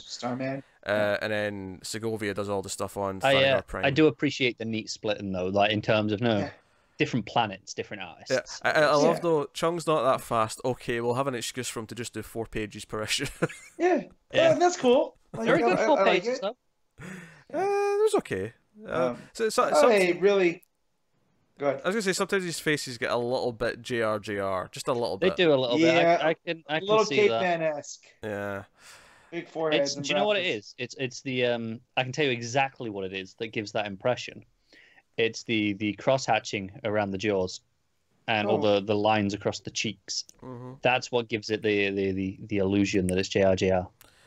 But so preferred to JRJR. So John, and that's fun to say. John and Kendra on Thanagar Prime. They seem to be captured by Shiara and Qatar at the end of last issue, but plot twist: Jean gave them a psychic illusion, so that they thought they were attacking them. I love that opening panel on Thanagar of Qatar about to smash Kendra with the mace. It just looks so good. To cut to that, I'm like, Well, and I had a double read because I was like, wait, why did her helmet change? Because when you turn the page and the helmet, and then you realize, oh no, wait, that's a wingman. Yeah. And that was a nice little sleight of hand. Yeah. There. Our team, the plot of this issue is basically where's what do we call it? The keep. This is basically going into Gringotts and fighting the dragon. In the 7th Harry Potter movie. Oh yeah, I totally get that reference. But yeah, so there's a vault. There's a vault where Thanagar Prime has like the best vault in the universe, the galaxy, whatever. Yep. And it's so secretive you have to apply for it in advance. We have Dominators try to like sneak in some big chunk of kryptonite for later. Yeah, because they wanna see how the kryptonite would react to the double suns around Thanagar Prime. And I was like, wow. Oh, it's interesting, but which is used by John because John essentially makes the kryptonite out of a construct, and they're hiding inside it, which I thought was a delightful little, fun moment. Well, because they didn't know how they're going to get in, because everybody they can check for shapeshifters. This isn't like an average breaking and entering, and again, that's where it made me think of Gringotts and Harry Potter. It's like, no, this is above and beyond. Yeah, exactly. You're not, if you get in, that doesn't mean you're ever getting out. It's one of those type of things. I love the entrance with the massive hawk above it. That was a fantastic page. Yeah. So they get in and they bust out, and then eventually, because the Green Lanterns have a treaty or whatever with Thanagar Prime, Kilowog and some of the Corps show up and actually on the side of Thanagar Prime trying to arrest John. So that's all going on fighting wise. Kendra's fighting as well. When Jean finally gets to the Martian Keep himself, and we learn that they're basically storing Thanagar Prime's history in the head of the Martian Keep, as well as using the Martian Keep to have the illusion that Thanagar Prime's in much better shape and condition than it actually is. They want to give this presentation of, no, things are okay. That's why we have a Katarna Shiara. It's not that they're actually there, it's that that's what's been presented by the Martian Keep. Yeah, which they hinted at that beginning when Jean tried to read Qatar to see what was going on, and it was like a blank slate. It's like there's nobody there. Yeah. Yeah. It made me wonder if the Green Lanterns are real as well, or if that's part of this project. Yeah. Could be. But yeah, and oh man, I really love this issue. This was this is a great issue. I thought it was good. I don't know if I'd say I loved it, but it was good. Yeah, I liked it a whole lot. Them breaking in that way, and you're following the Dominators down, and you're like, man, the Dominators are creepy looking. Yeah, Dominators are pretty cool looking. I mean, I thought the art was good, but not exceptional. Because Segovia is a good workhorse, but he's not someone that I get. I actually really like Segovia. I think it's to do with the. I don't know who's doing his colors here, if it's doing them himself, but I think it's the colors that really make his work pop in this issue. That gleam to them. I have to admit, halfway through this issue, I was thinking, man, when's Jimenez coming back? Because Tommy Murray probably did the Cheung stuff. I think that's it. So Will Quintana is colors, I think, for Segovia's stuff, and I think it's an excellent job. It's the really clean, vibrant look. It makes it pop, but the shadows have real depth to them. I'm really into the art here. Oh, it was okay. Like, I don't know. It seems like kind of dependable, but not amazing to me. Fair enough. But yeah, so it's called the Absorbicon. I was trying to remember the name of what they have the Martian Keep hooked into, and that's what's causing all of them to see. And it might be tied to the totality, right? I'm going back over.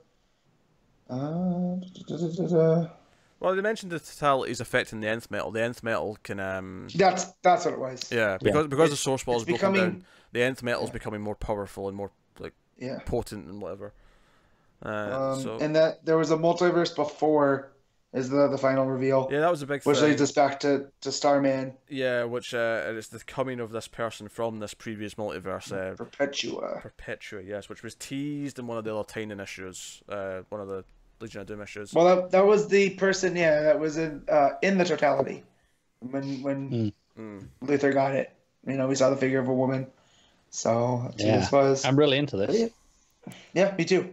This now we're back on for as fun that Drowned Earth was and just kind of meandering.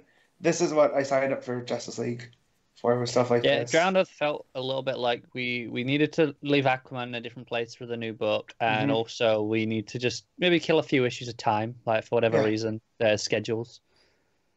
But yeah. Right. This is definitely back on the right track. Yeah. So, yeah. Yeah, I'm not as positive about it as you two are. I mean, I liked it, but it's just not like setting my world on fire. This is kind of dependable. This kind of where I feel on it. Yeah. All right then. What are you giving it? Go, Connor. You first.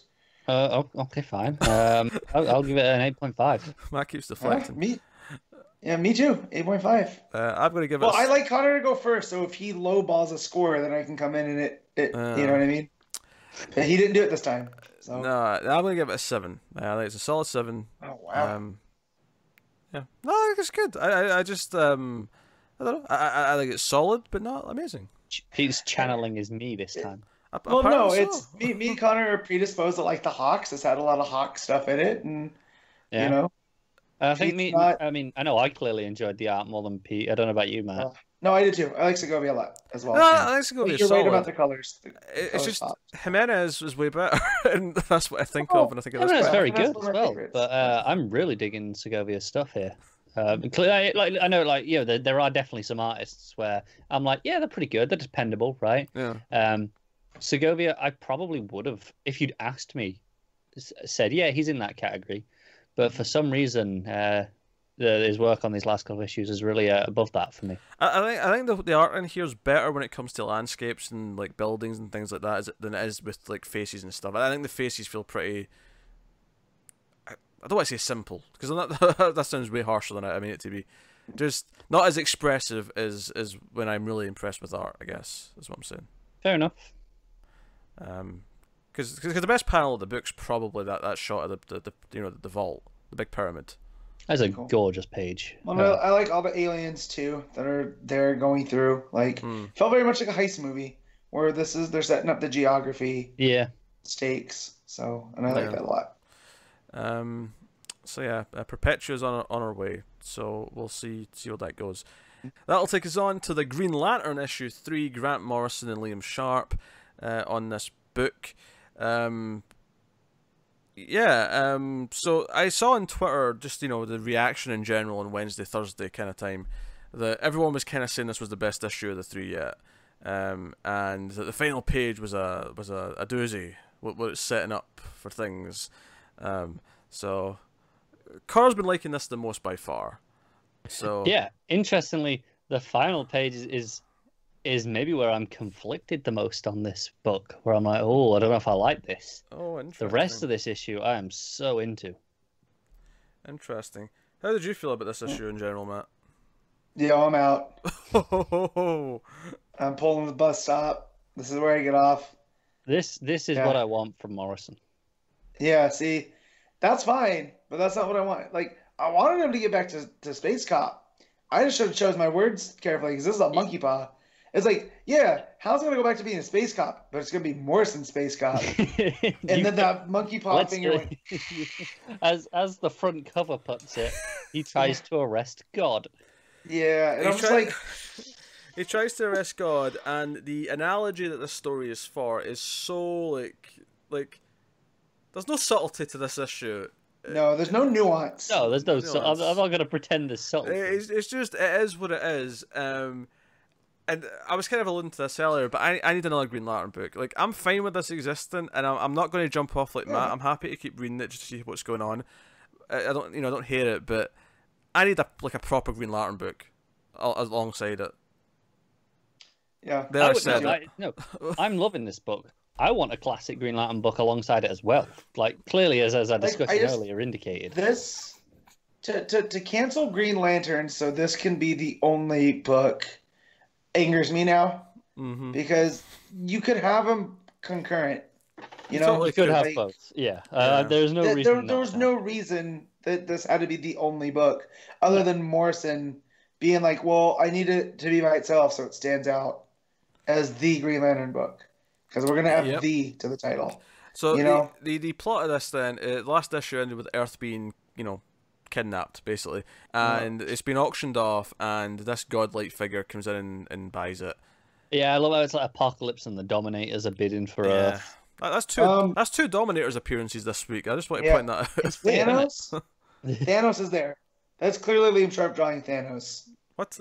in that page. I will show you. Let me get there. Wow, I need to go and see this now. This is one of the auction pages, I assume. Yep. He's at the bottom where it says Slave Lords of the Stars. He is next to the guy with the burning eyes. On the first page. Yeah, no, you're right. That's clearly Thanos. First page, the title page, the bottom panel. The title page. Oh, yeah. Okay, yeah, he looks Thanos-y. Yes. Yeah, I'll give it. That cracked me up. And then it looked like the breaking news guy looked like Glorious Godfrey that we had seen in Morrison, or not Morrison. God, this book has messed up my brain. Tom King's and Mr. Miracle. That version of him where he was the newscaster, where it looked like. But yeah, Sharp's art I think looks great. Like, it was giving me shades of Brave and the Bold again, which I really enjoyed. But just the stuff that it's doing, and just not interested in GL arresting Sharp's God. art is good throughout this. Whenever it gets to the stuff with the God figure, I think it's phenomenal. Yep, it goes up to that next level. Yeah, because where he's standing there with all the planets. All the worlds. Yeah, that's the best. That's the best page in the issue is when he's standing in his domain with all these planets. That is a gorgeous image. So it turns out this god figure is actually a planet eater who likes to fatten the world up before it eventually eats them. And where it gets really, because it already mentions that the Earth is kind of, because when they're auctioning off the planet, like people are the aliens are complaining, oh, but they've already ruined the planet this amount. Yeah. So obviously that's kind of obvious, but later on, basically, Hal's trying to tell the people of Earth, no, don't agree to, which this is one of these like large concept things that really bugs me in comics, where like. So this is in continuity, and the entire planet's been kidnapped, and the people of Earth know it's been kidnapped. There's like a brief bit where it says, on the news, there's like, the tides have all changed, and everything, all these wacky things are happening because we're not in like our regular rotation. Or out of our orbit. Yeah. And I'm like, okay, fine, that's just fine if you want to do like a whole big story about this, but it feels like it's going to be such a throwaway thing that's never going to be mentioned in any other book that it kind of bugs me.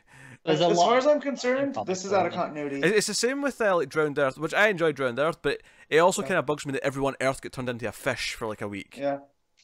Like just when I think about it, like everyone on Earth get turned into a fish. I got turned into an octopus. It was weird.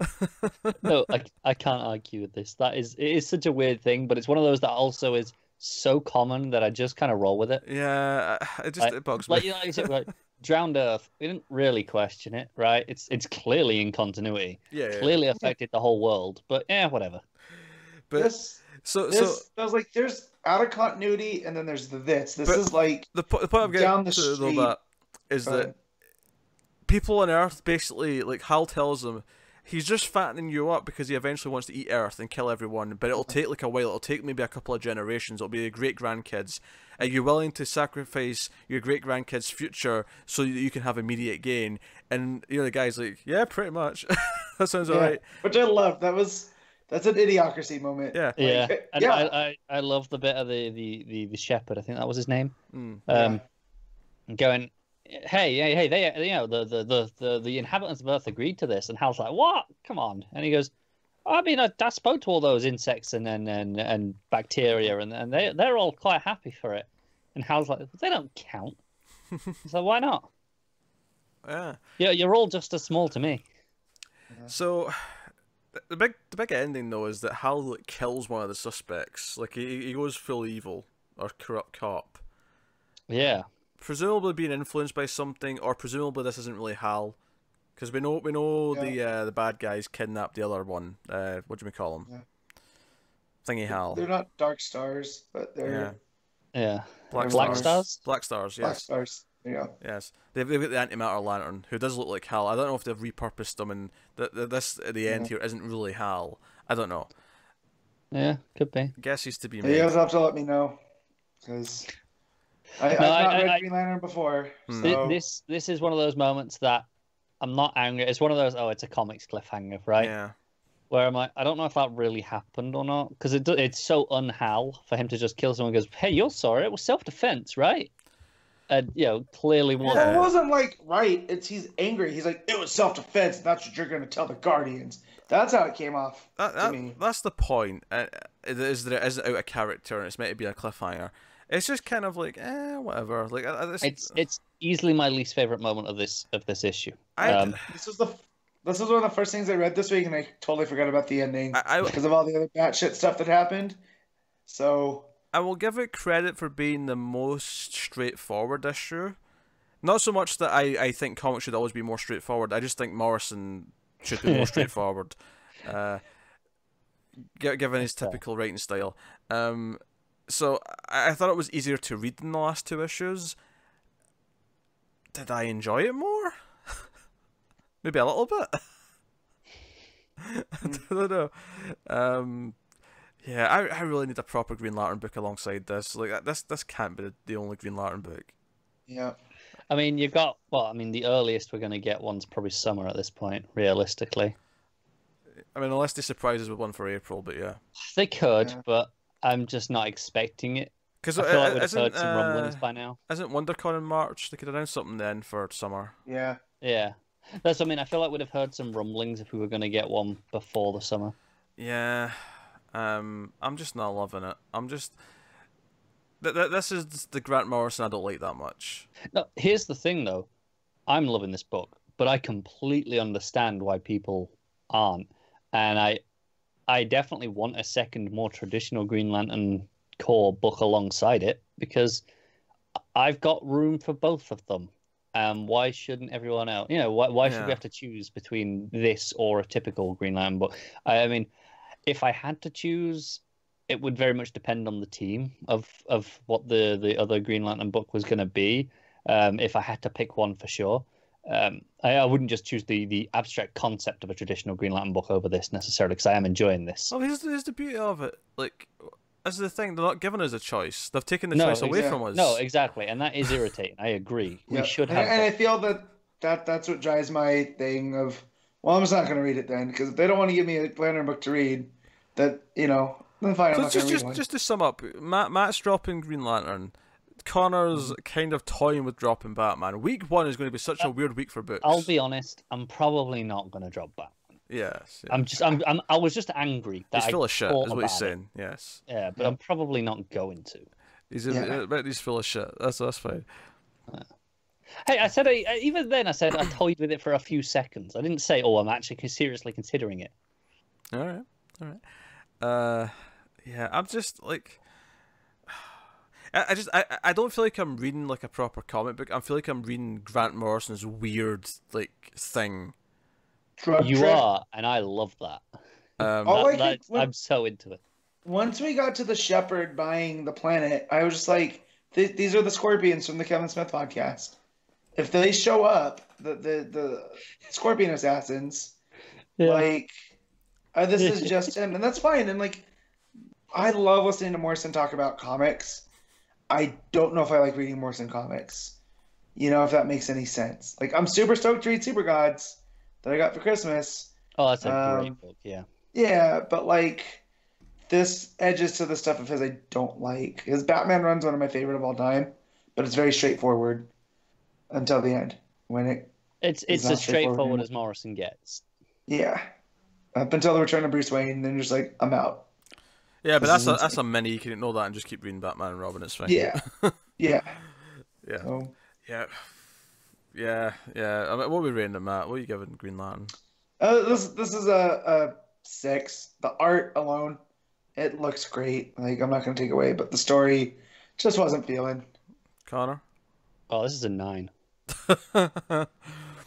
Yeah, I'm probably going to go with Matt and give it a 6. I don't hate it. I don't dislike it. It's just, it's weird, and I wish it wasn't what it was. I know at this point I've been reading comics long enough to know what's for me and what's not for me. Yeah. This is not for me. Out of interest, Pete, obviously you're much more open on this than I'm at this point. If there was another Green Lantern book alongside this, would you be less annoyed at this book, and would you be like, yeah, sure, I'll just keep reading it anyway, or would you be more likely to drop it because you're getting your fix of Green Lantern elsewhere? I'd be less annoyed, but also more likely to drop it. Fair enough. Because I've got a Green Lantern book, I don't really need to read it. Yeah, no, I get it. Well, I mean, that's what he did with Hal and Pals and Green Lanterns. Like, he's like, Hal and Pals doesn't do anything for me, but I like Green Lanterns. So yeah, no, and I agree. I like having the choice of because both of those books were very different styles of book. Yeah, I ended up enjoying both for varying degrees. But why not have both? Yeah. Like I said earlier, we all know who we need on a Green Lantern book. I clicked on the right thing. There you go. There we go. Beautiful. All right, let's move on to Green Arrow 48, which is by Collin, Kelly, and Jackson Lanzing writing, and then Javier Fernandez on the art. So this was kind of a weird one to go into, because I was like, okay, we're taking away the team that we had. This is essentially a 3-part story that's wrapping up the run of this like volume of Green Arrow before we relaunch it at some other point. So because this pair of writers has done like a fill-in or two before, and they weren't that great, but they did the very good Nightwing fill-in. So so we have very mixed opinions on them. I'm happy to say that I think this was way better than their previous fill-in on Green Arrow. Oh, I really like this. Yep. Yeah, this is the most I've really liked it since Percy left. I like this more than any of the Benson stuff. Yeah, I mean the Bennett stuff was the Bennett stuff I liked, but it was quick. That was the stuff with Parasite. The Bennett stuff. Yeah, not Mark Bennett. Benson. Was that Benson? No, that was. I went for Marguerite Bennett, and it's not. It was Scott. Her. Yeah. No, it was Scott. Yeah. Margaret Scott. She did like two issue thing as well. Yeah. That's what I meant. Yeah. My brain went all over. I like that 2 issue thing. That was better than the Lanzing and. Yeah, the Benson stuff was fine. That last one, I don't think I read that they did. That was the kids, right? The Kid Army. Oh Yeah. yeah. That was the one these two That did. was Yeah. bad. Yeah. Whereas Yeah, this feels like it's got a purpose. It feels like no, this is building up to what the final issue is. It's very in continuity because I mean, obviously the big cliffhanger here is that Count Vertigo, who's like a souped up version, he's like mastered these powers and he's actually warping reality. You know, like almost Inception style. Exactly. On top of like his regular powers, and it looks great. The end of the book is that when Green Arrow and Black Canary get to him, he's like, "I want Roy Harper. He's the one who locked me up." And that's like, oh shit. Who wants to give him the bad news? Sorry, Verity, my boy, but Roy's maybe a bit indisposed at the moment. But all the stuff with Green Arrow talking to Black Canary over the comms, and she's writing a song, and he's like just like bantering with her, and his then Batman impression killed me. that was funny. Yeah, was it? And Mr. Gold's scared of me. That moment really made me laugh. Yeah. That new working class hero that's given Ollie trouble. Yeah. The protesting one, who I feel it's a nice bridge. Like if you wanted to take over a citizen, this is the character you do. This was a character who was inspired by Citizen, so it ties into what it was doing last time. That would be super cool. No, I really enjoyed this issue. It's always frustrating. I love. This is like 3 issues. This is just meant to be the end of this Green Arrow for you a while. You almost want it to just be mediocre, right? Yeah. Yeah. Because you're like, well, at least it finished, and it's like, okay, I guess it's done. Whereas it's like, no, carry on with this. Because I kind of left this quite late in my pile. Not that my pile was big, but I left it because I thought, it's just one of these sort of fill-in issues. It's probably just going to be okay and nothing better. And it was like, no, it was actually kind of good. Like I actually was kind of into it. Yeah. I like that Vertigo, this is the Lemire version. So it's one good thing from New 52 that's being left. Yeah. But basically, and there wasn't much more than one good thing from the New 52. It was a limited list. Yes. Amethyst is on that list. So like the thing with this Vertigo was, he had the implant to do all this, but through being in prison, he started meditating and really learning how to work the implant. So it's not just like he makes you dizzy. He completely alters your reality, like Pete was saying. And I thought that was a nice... Because there's a point towards the end when Green Arrow and Black Canary are going after him. They're actually just like walking up buildings because the buildings are twisted and turned and all sorts. Looks great. The art's really good throughout. I like the idea that Green Arrow doesn't want to call in the Justice League. He doesn't trust them right now because of Sanctuary, because of like what's happened to Roy. But no, we can deal with this. Yeah. So no, I like these things. One of my favorite points was when they jump out of the plane, and that full page of them diving down, and then the graphic hook not really doing anything because all of a sudden the building moves. Yeah. And then Black Canary, using her powers just to slow herself down and then catching Ollie. Yeah. That's great. And then him cracking a Fernandez's joke. art. Yeah, and then him having him cracking a joke about Black Canary having strong hands, and then her being like, she's constantly annoyed at him throughout the entire issue in a sort of playful way. She's annoyed with a smirk on her face. Yeah, it's fun annoyed. It is, yeah. He's being cheeky and he's getting away with it. Yeah, no, but as I'm saying, the art of it was great throughout, but the flow of these here was great. This issue kind of actually stands to my reason why I'm hoping when this relaunches that it's Black Canary and Green Arrow, or whatever way around you want to say it. Like it's a dual book, not just Green Arrow. Yeah. But just make it official that it's a two-for and it's both of them equally. Mm-hmm. Because this issue was them equally. It wasn't focusing on Green Arrow with hard guesting or whatever. Which I think is mostly accurate for this run. It's probably weighted slightly more towards Ollie, maybe like 65, 35. But overall, the feeling of the run has been the pair of them. It's definitely always been weighed more towards Ollie the entire time, though. Like it's always been his book with her being the main second character.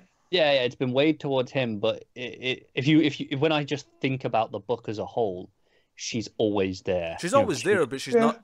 She's not like equal with them. Whereas this issue, she is literally. It feels like they're equally. Outside of the fact that she doesn't have any narration, but other than that, everything feels like she's equally in terms of panel time, whatever you want to call it. Yeah. Also, I haven't read Teen Titans in so long. I forgot that's where Emmy went, and it made me sad because I miss Emmy. I miss Emmy too. So I miss Emmy. That was a solid issue. It was a solid, fun issue. we'll enjoy the last couple of issues. Week 1's going to be so quiet. I hope they announce some more books for week 1 because because otherwise I've dropping. got like 3 books. Yeah, you had 4 this week. Yeah. I mean, I had 7, but you know, that's what it is. Yeah. Well, will you have 7 in, remotely close to 7 in a couple of months' time? That's a good question. It's a very good question. Matt, what are you giving Green Arrow 48? This is an 8. Connor? Yeah, I happen to agree with the 8. I will also agree with the 8. I was pleasantly surprised by this issue. So it's kind of funny how all in here we've been all over the place, right? In terms of our ratings, and then this one we all agree. It's weird. Yeah. I mean, we weren't that far apart in Justice League. It's not like 78.5 is a huge. No, but a lot of the other books, like the differences on Batman, It's funny though. The differences on Green Lantern. I did the live stream last week, which I do every week now on YouTube. If anyone wants to come and join on Mondays, Mondays is the sort of normalish time. And then there's a late Tuesday stream. One of the questions someone asked me was why Connor's ratings system is so skewed. How is it skewed? They were trying to ask me. I'm glad it's not me. Yeah. Well, why does it skew everything so low? And I'm like, well, he's a miserable ginger, and that's I think you all skew too high, frankly.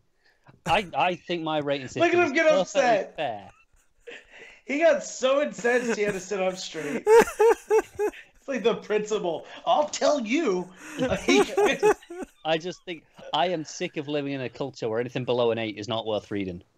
Yeah, which is why I think my 7 out of 10 for Justice League was a perfectly fair, good score. I agree, 7 is good, and I am willing to say that the 7 lined up with what you described. Yes. The 7 is what I would have placed for your score on my rating system. Matt overscores. Yeah, but that's my thing. I think the point the person was making though is that sometimes what Connor describes does not necessarily match the score that comes in at the end. I feel like it does. And you've accused me of doing the opposite. Yeah, you shoot higher. Yeah, it was tough, but it was a 7. Yeah, Matt I don't think I've ever gone, this is really good, but it's a 5. Matt describes a 4 out of 10 and then gives it a 7. He's done that before. Anyway, so that was Green Arrow. That'll take us on to Adventures of the Super Sons, issue 6. Peter J. Tomasi writing, Scott Godlewski on art. So the artist has changed. It was Carlos Barberi for the first 5. Godlewski looks good. It looks pretty good. It's not too different. It definitely keeps fitting within the style that we've had. Yeah. But I did notice it though. I did feel a bit different. Yeah, just a little bit. Definitely. But so that Rex Luthor. That boy's a character. I know.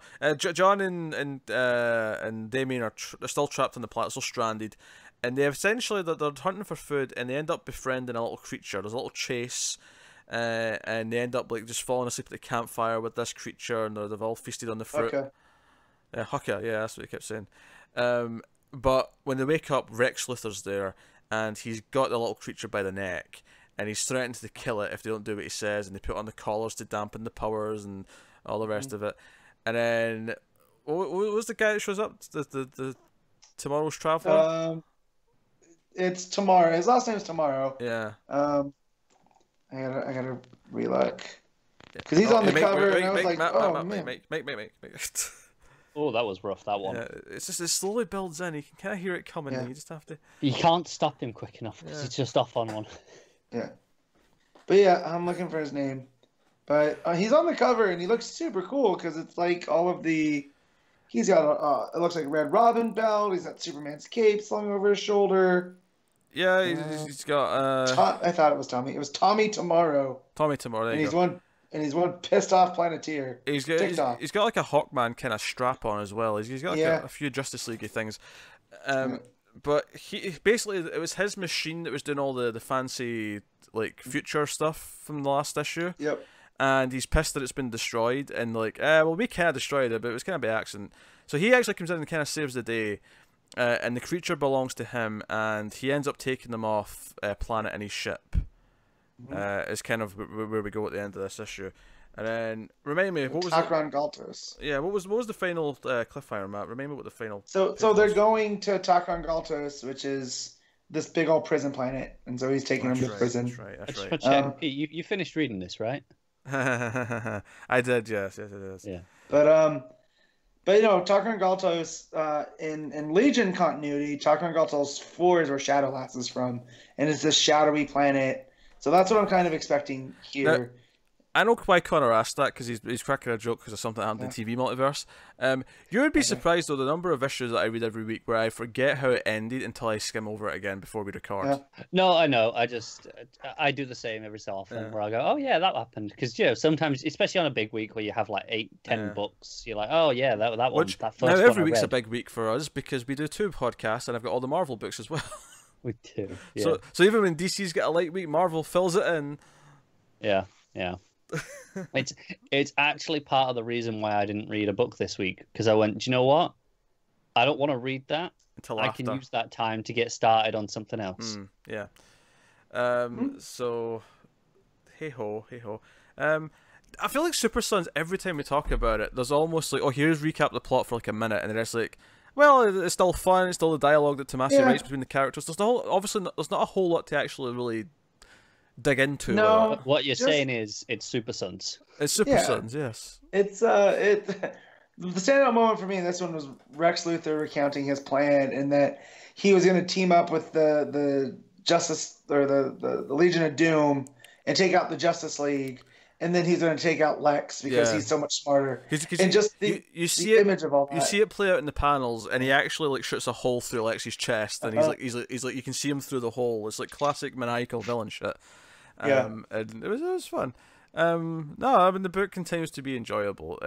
It's a very like inconsequential book. It doesn't feel like it's really important in the grand scheme of things by any means, but it's fun to read. If you like these characters, you enjoy it, and that's pretty much it. So, I guess that wraps up Super Sons again once more. Yeah. Matt, what are you giving it? It's a 7.5. It's not quite as good as where it's been, and it definitely felt like a bridge issue. Like this is the second. We're going to the second part of what the mini or maxi series is now. So yeah, I'll go with a 7 as well. I enjoyed it, but it's just not blowing my doors off or anything.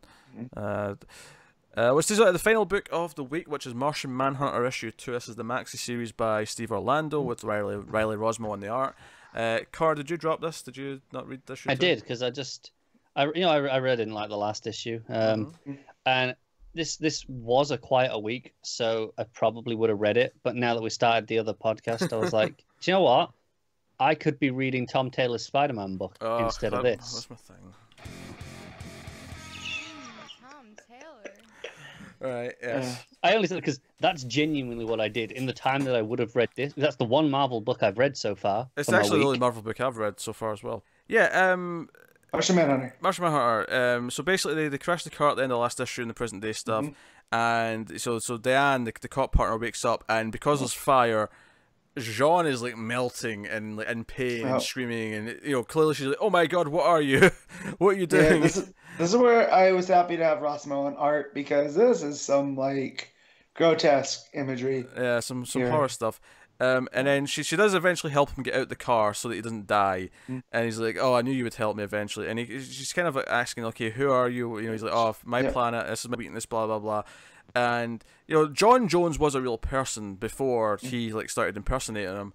And she talks about how much she cared about John Jones and how this bugs her that obviously he's like taking over. Most of the issue though is the stuff on Mars. It's the flashbacks. It's Jean with his wife. We see like a flashback of when they first were kind of dating, college age kind of thing. And he's always been infatuated with Earth, which has this weird Martian name. I'm gonna attempt it. Go for it. Pull it up. You can go for it. Yeah. So, Thu Ulcandra. Wow, that's a.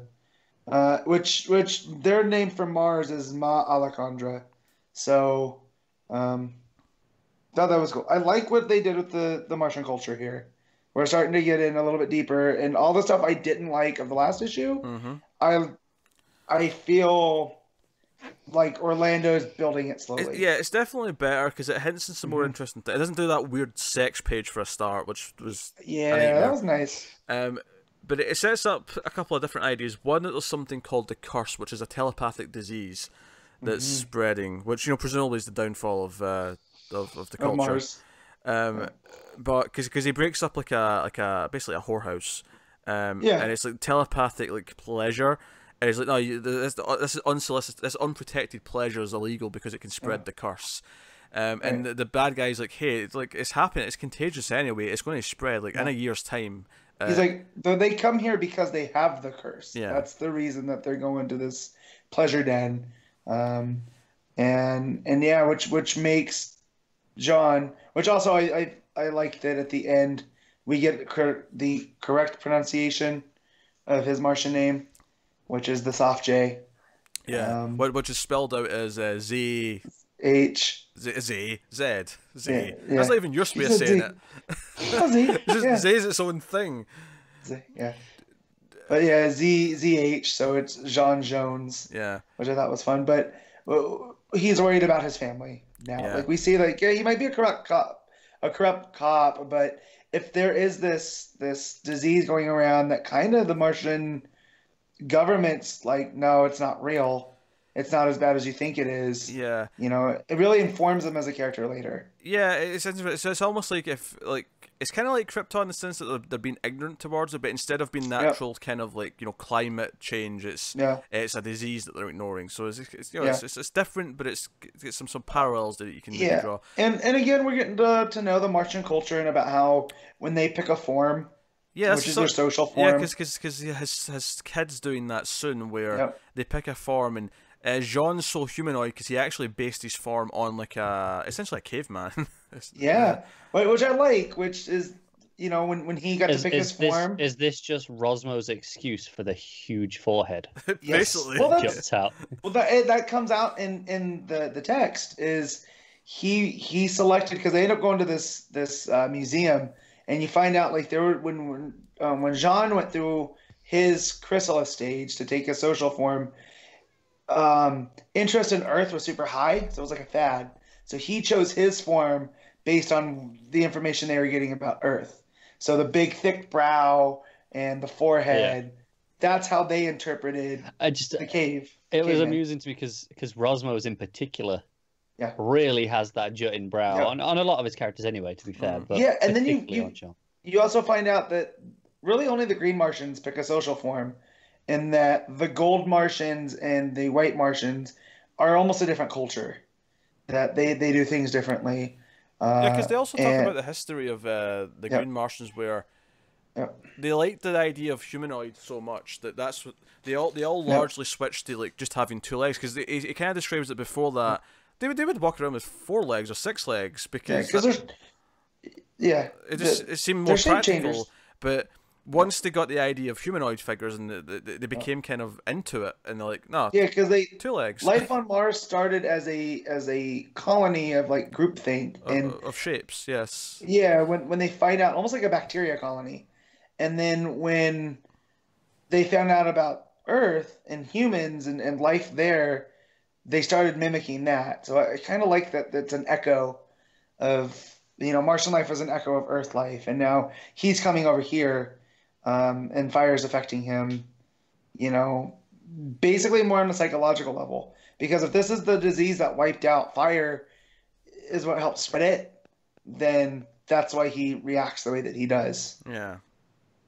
But yeah, so we get all of that, and it jumps back to Earth, and the partner's having none of this. Yeah, because you're using my friend's body. And Jean's he keeps having this inner sort of turmoil monologue where he's like, "Oh, you have to run or wipe her or whatever because she can't know this. This is too dangerous." And, So he goes to he apologizes I'm sorry, but you can't remember this. So he goes to wipe her memory of it, and she pulls out a gun and shoots him. That's the end of the issue. Yep. That's the cliffhanger.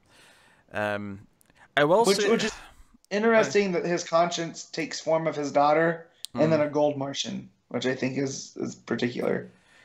So yeah, I feel like I like this issue more than the first one. I think the Martian stuff was definitely better than what it's doing. I will say I'm still not really feeling the art when they're on Mars. Riley Rossmo, I liked when he did Batman Shadow. It felt like it fit the pulpiness of that. This is just more constraints. Yeah, Whereas this is just so unfiltered. He's just going to do these giant forehead and silly hair and all these weird shapes when they're on Mars. It's just not to my taste. Some people are digging it. Some people love how this book looks. For me, it's just not. It's not quite working for me visually. Yeah. This was a make or break issue. If this was more of what the first one was, I wasn't going to keep going. but the fact that the story came a little bit more clear, Yeah. you know, I am going to keep going on it. But Yeah, I get what you're saying about the art. I'm willing to read more of this now. I think issue Yeah. 2 was better, and especially since it's on a quieter week. Yeah, and... I was gonna say, how much of it down to that? There's not that much else. And it's setting up the promise of Orlando when he pitched it was, when it showed up and solicits is he was a corrupt cop, but something on Mars happens that turns him into the Martian Manhunter we know now. So, but yeah, it's interesting. I do like all the Martian culture stuff. I like learning about, which was, it's kind of, I was just gonna say it's a pleasant surprise because that's the stuff we hated the most in the first issue was everything on Mars. I hated that section on that first issue. This felt more concise because that felt like interpersonal stuff where this was like the Martians as a whole. Like it's kind of like psychology versus sociology. I felt like I both learned stuff about the culture, but I also got this idea that he's terrified that what the villain said was true, that this curse is spreading and that everyone's going to get it within a year because they said a mega cycle. Or whatever. So however long that is, it made it sound like I assume that's their term for year, because they talk about they were half a cycle away from his daughter going through the social change. So So it wasn't bad. What are you giving it? What are you giving it out of 10? 7.5. I really enjoyed the story, but the art's a little bit too fantastical. Rossmo needs to be chained a little bit more. I think. Yeah, I think he needs to be reined in. I don't like him going full Rossmo. I'll go with this just slightly. I'll go with 7, but I did like this more than the first issue. Me too. So I'm intrigued. I'll try issue 3. So that's all the books for the week, which takes us on to the section of the show where we pick our favorite stuff of the week, panel/moment, favorite cover, favorite art, and of course top 5 of the week, or in Connor's case, ranking the 4 books that he read. I will not be including Batman on that ranking. It's not worthy. I'll do a top 3. Oh, Connor. He's being such a dick. Anyway, so top panel/moment, that is the first one we do. Matt, what are you picking? Is there any other answer I can give? Well, there's like 10 things in Young Justice. I assume you go with the last page, but there's like probably like 10 things you could pick. I can't.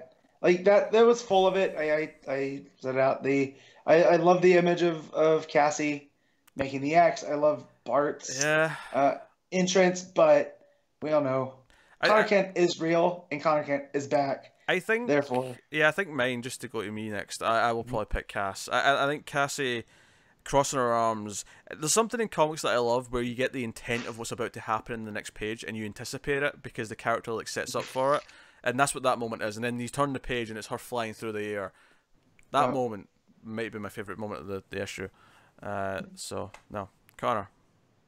Mine's from the Green Lantern. It's the page of the shepherd surrounded by the planets and Hal just tiny at the bottom.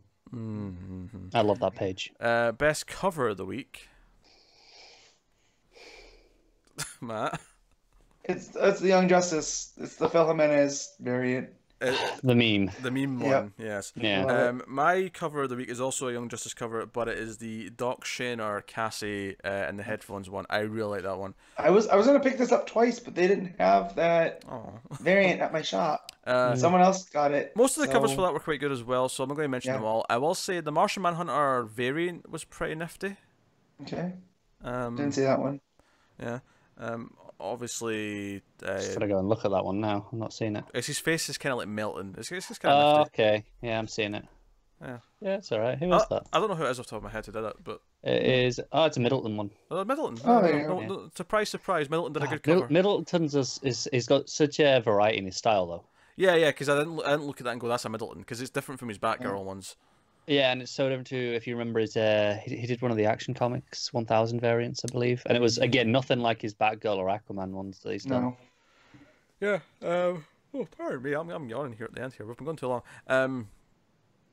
Connor, you're left. I'm going to do an honorable mention first of the Justice League variant. That was pretty good. The Trinity in the background with the big faces, and then the rest of them flying out. I thought that was just a great image. But I'm actually going to go all in on and complete the trifecta and go with another Young Justice variant with the Amethyst one, because I nearly bought the damn issue just for that cover. Yeah. Fair enough. Best art of the week, Matt. This is tough because there was some pretty good art, but I think I just have to keep the theme going, and it's Gleason for Young Justice. It is Gleason. Joe, I will say about the Gleason art in Young Justice is that there is a certain amount of pages that have a different feel to them than the others, and the whole thing is Gleason. It's all the same colorist as well. Yeah.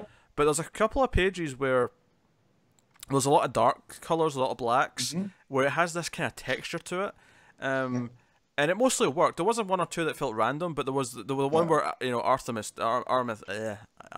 Amethyst. Thank you. When she first pops up, like Tim's like in the dark shadows, like it has this texture to it, and it looks really good. But no, I'm picking Young Justice as well. That was my art of the week. Connor? I'm actually kind of torn because I really like the art on all four of my books. Yeah, like Sharp on Green Lantern was excellent. I really like the stuff in Justice League. Fernandez on Green Arrow was really good. I think I'm going to give it to Gerads on Batman, just because I really enjoyed the coloring effects. Yeah. Okay. Yeah. Just keep it going for a second while I'm over there. Now, yeah, so that's fair enough. Best art. So, alright, top 5 books. So, Connor, you can go first for this one. Yeah, top 3 is Green Lantern, Justice League, Green Arrow. And then Batman number 4, because I didn't read anything else. No, Batman's number 4. It's not. Matt, what's your top 5? Hold on, I gotta respond to Connor. If it wasn't number 4, then you can't have Gerads as the best art. Here's the thing, I am willing to give 2 spaces to me rereading the Green Lantern and rereading Justice League before I'm giving Batman a space on my top. Oh my god! I thought I was stubborn. No, because it defeats the point.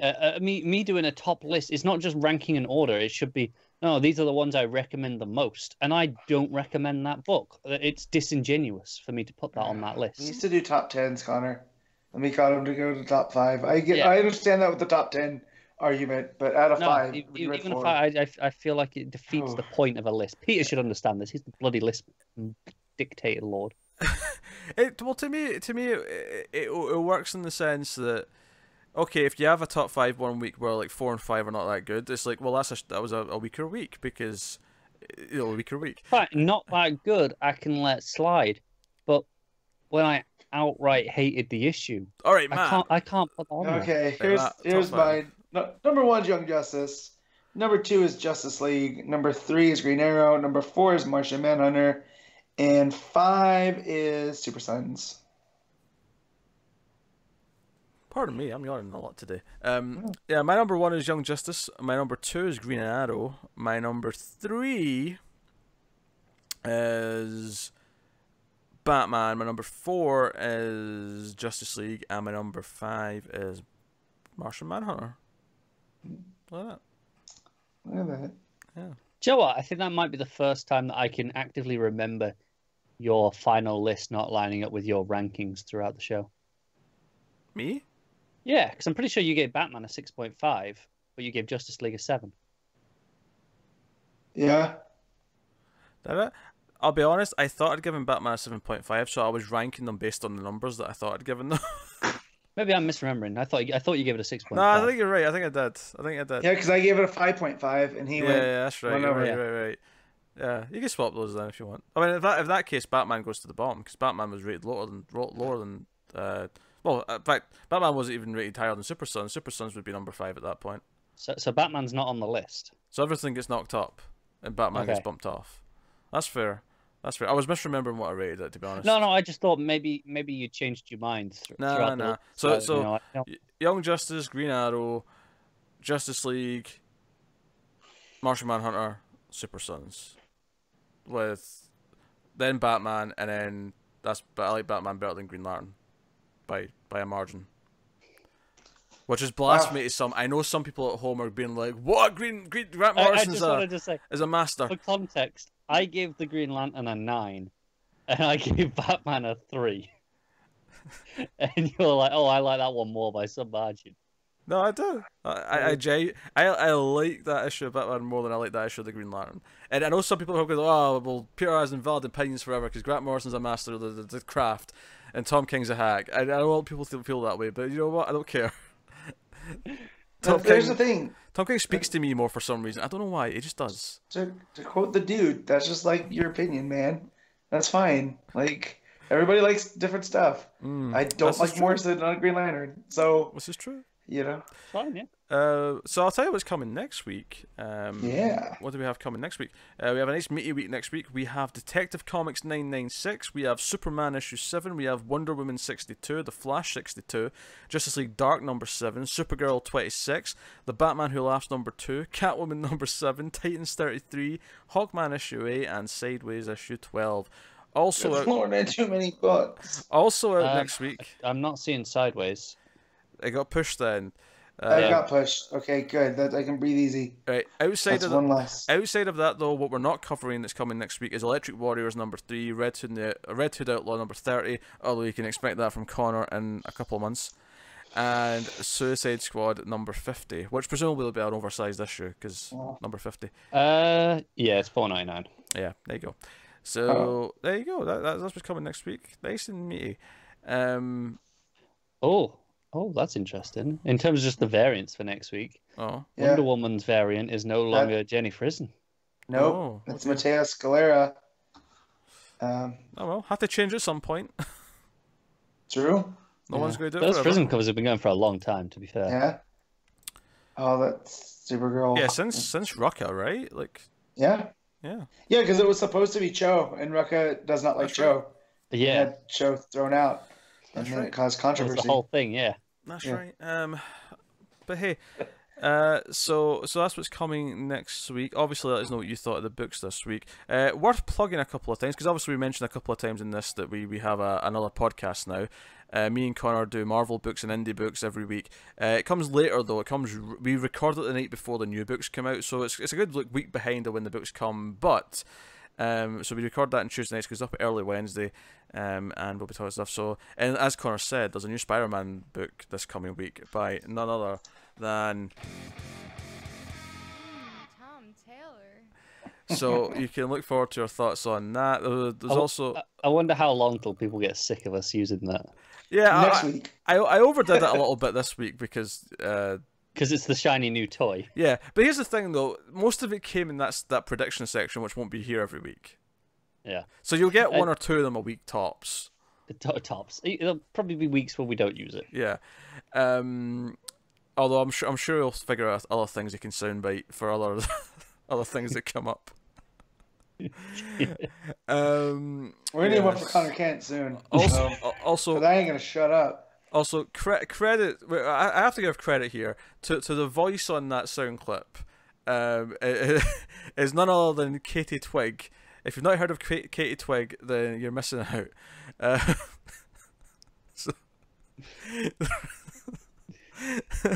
You couldn't even get through that with a straight face.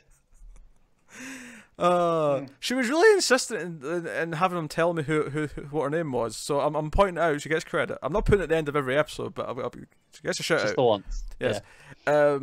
Yeah. So it's called Elsewhere in the Multiverse, that podcast. We also have a new Captain Marvel book this week by Kelly Thompson, which we're going to be talking about. And there's a bunch of other stuff that's ongoing.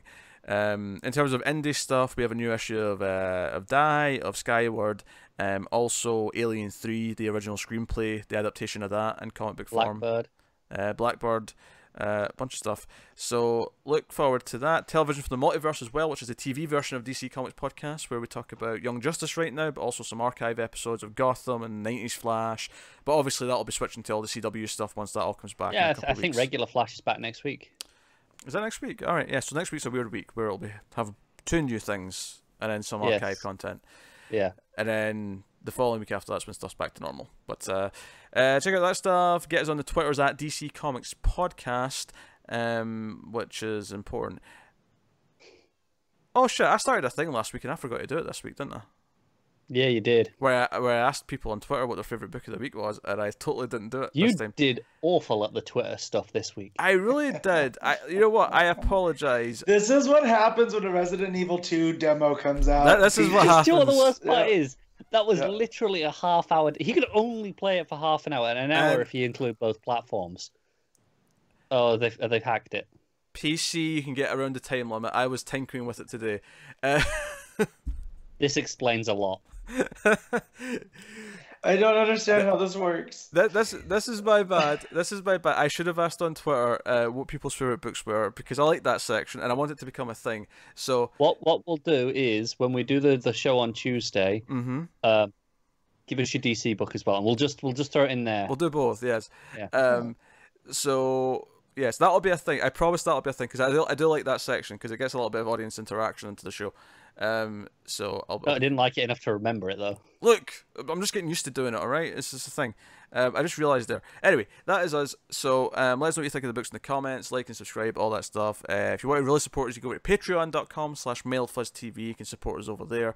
And I said the Twitter's at DC Comics Podcast, which is what reminded me that I didn't ask what everyone's favourite books were this week. But yes, so we'll do that again next week. I promise. And we do it for elsewhere as well. On Tuesdays, I'll ask what your favourite non-DC book was on the Twitter. And you might get them read out if you give a little reason. So that is us. So thank you once again for watching or listening. We always appreciate it. This has been Comics from the Multiverse, episode 137, and we'll see you next week for 138. So thank you once again. Keep reading DC Comics, and always remember to never get lost in the Speed Force. Connor Kent's back. Oh, I'm so excited.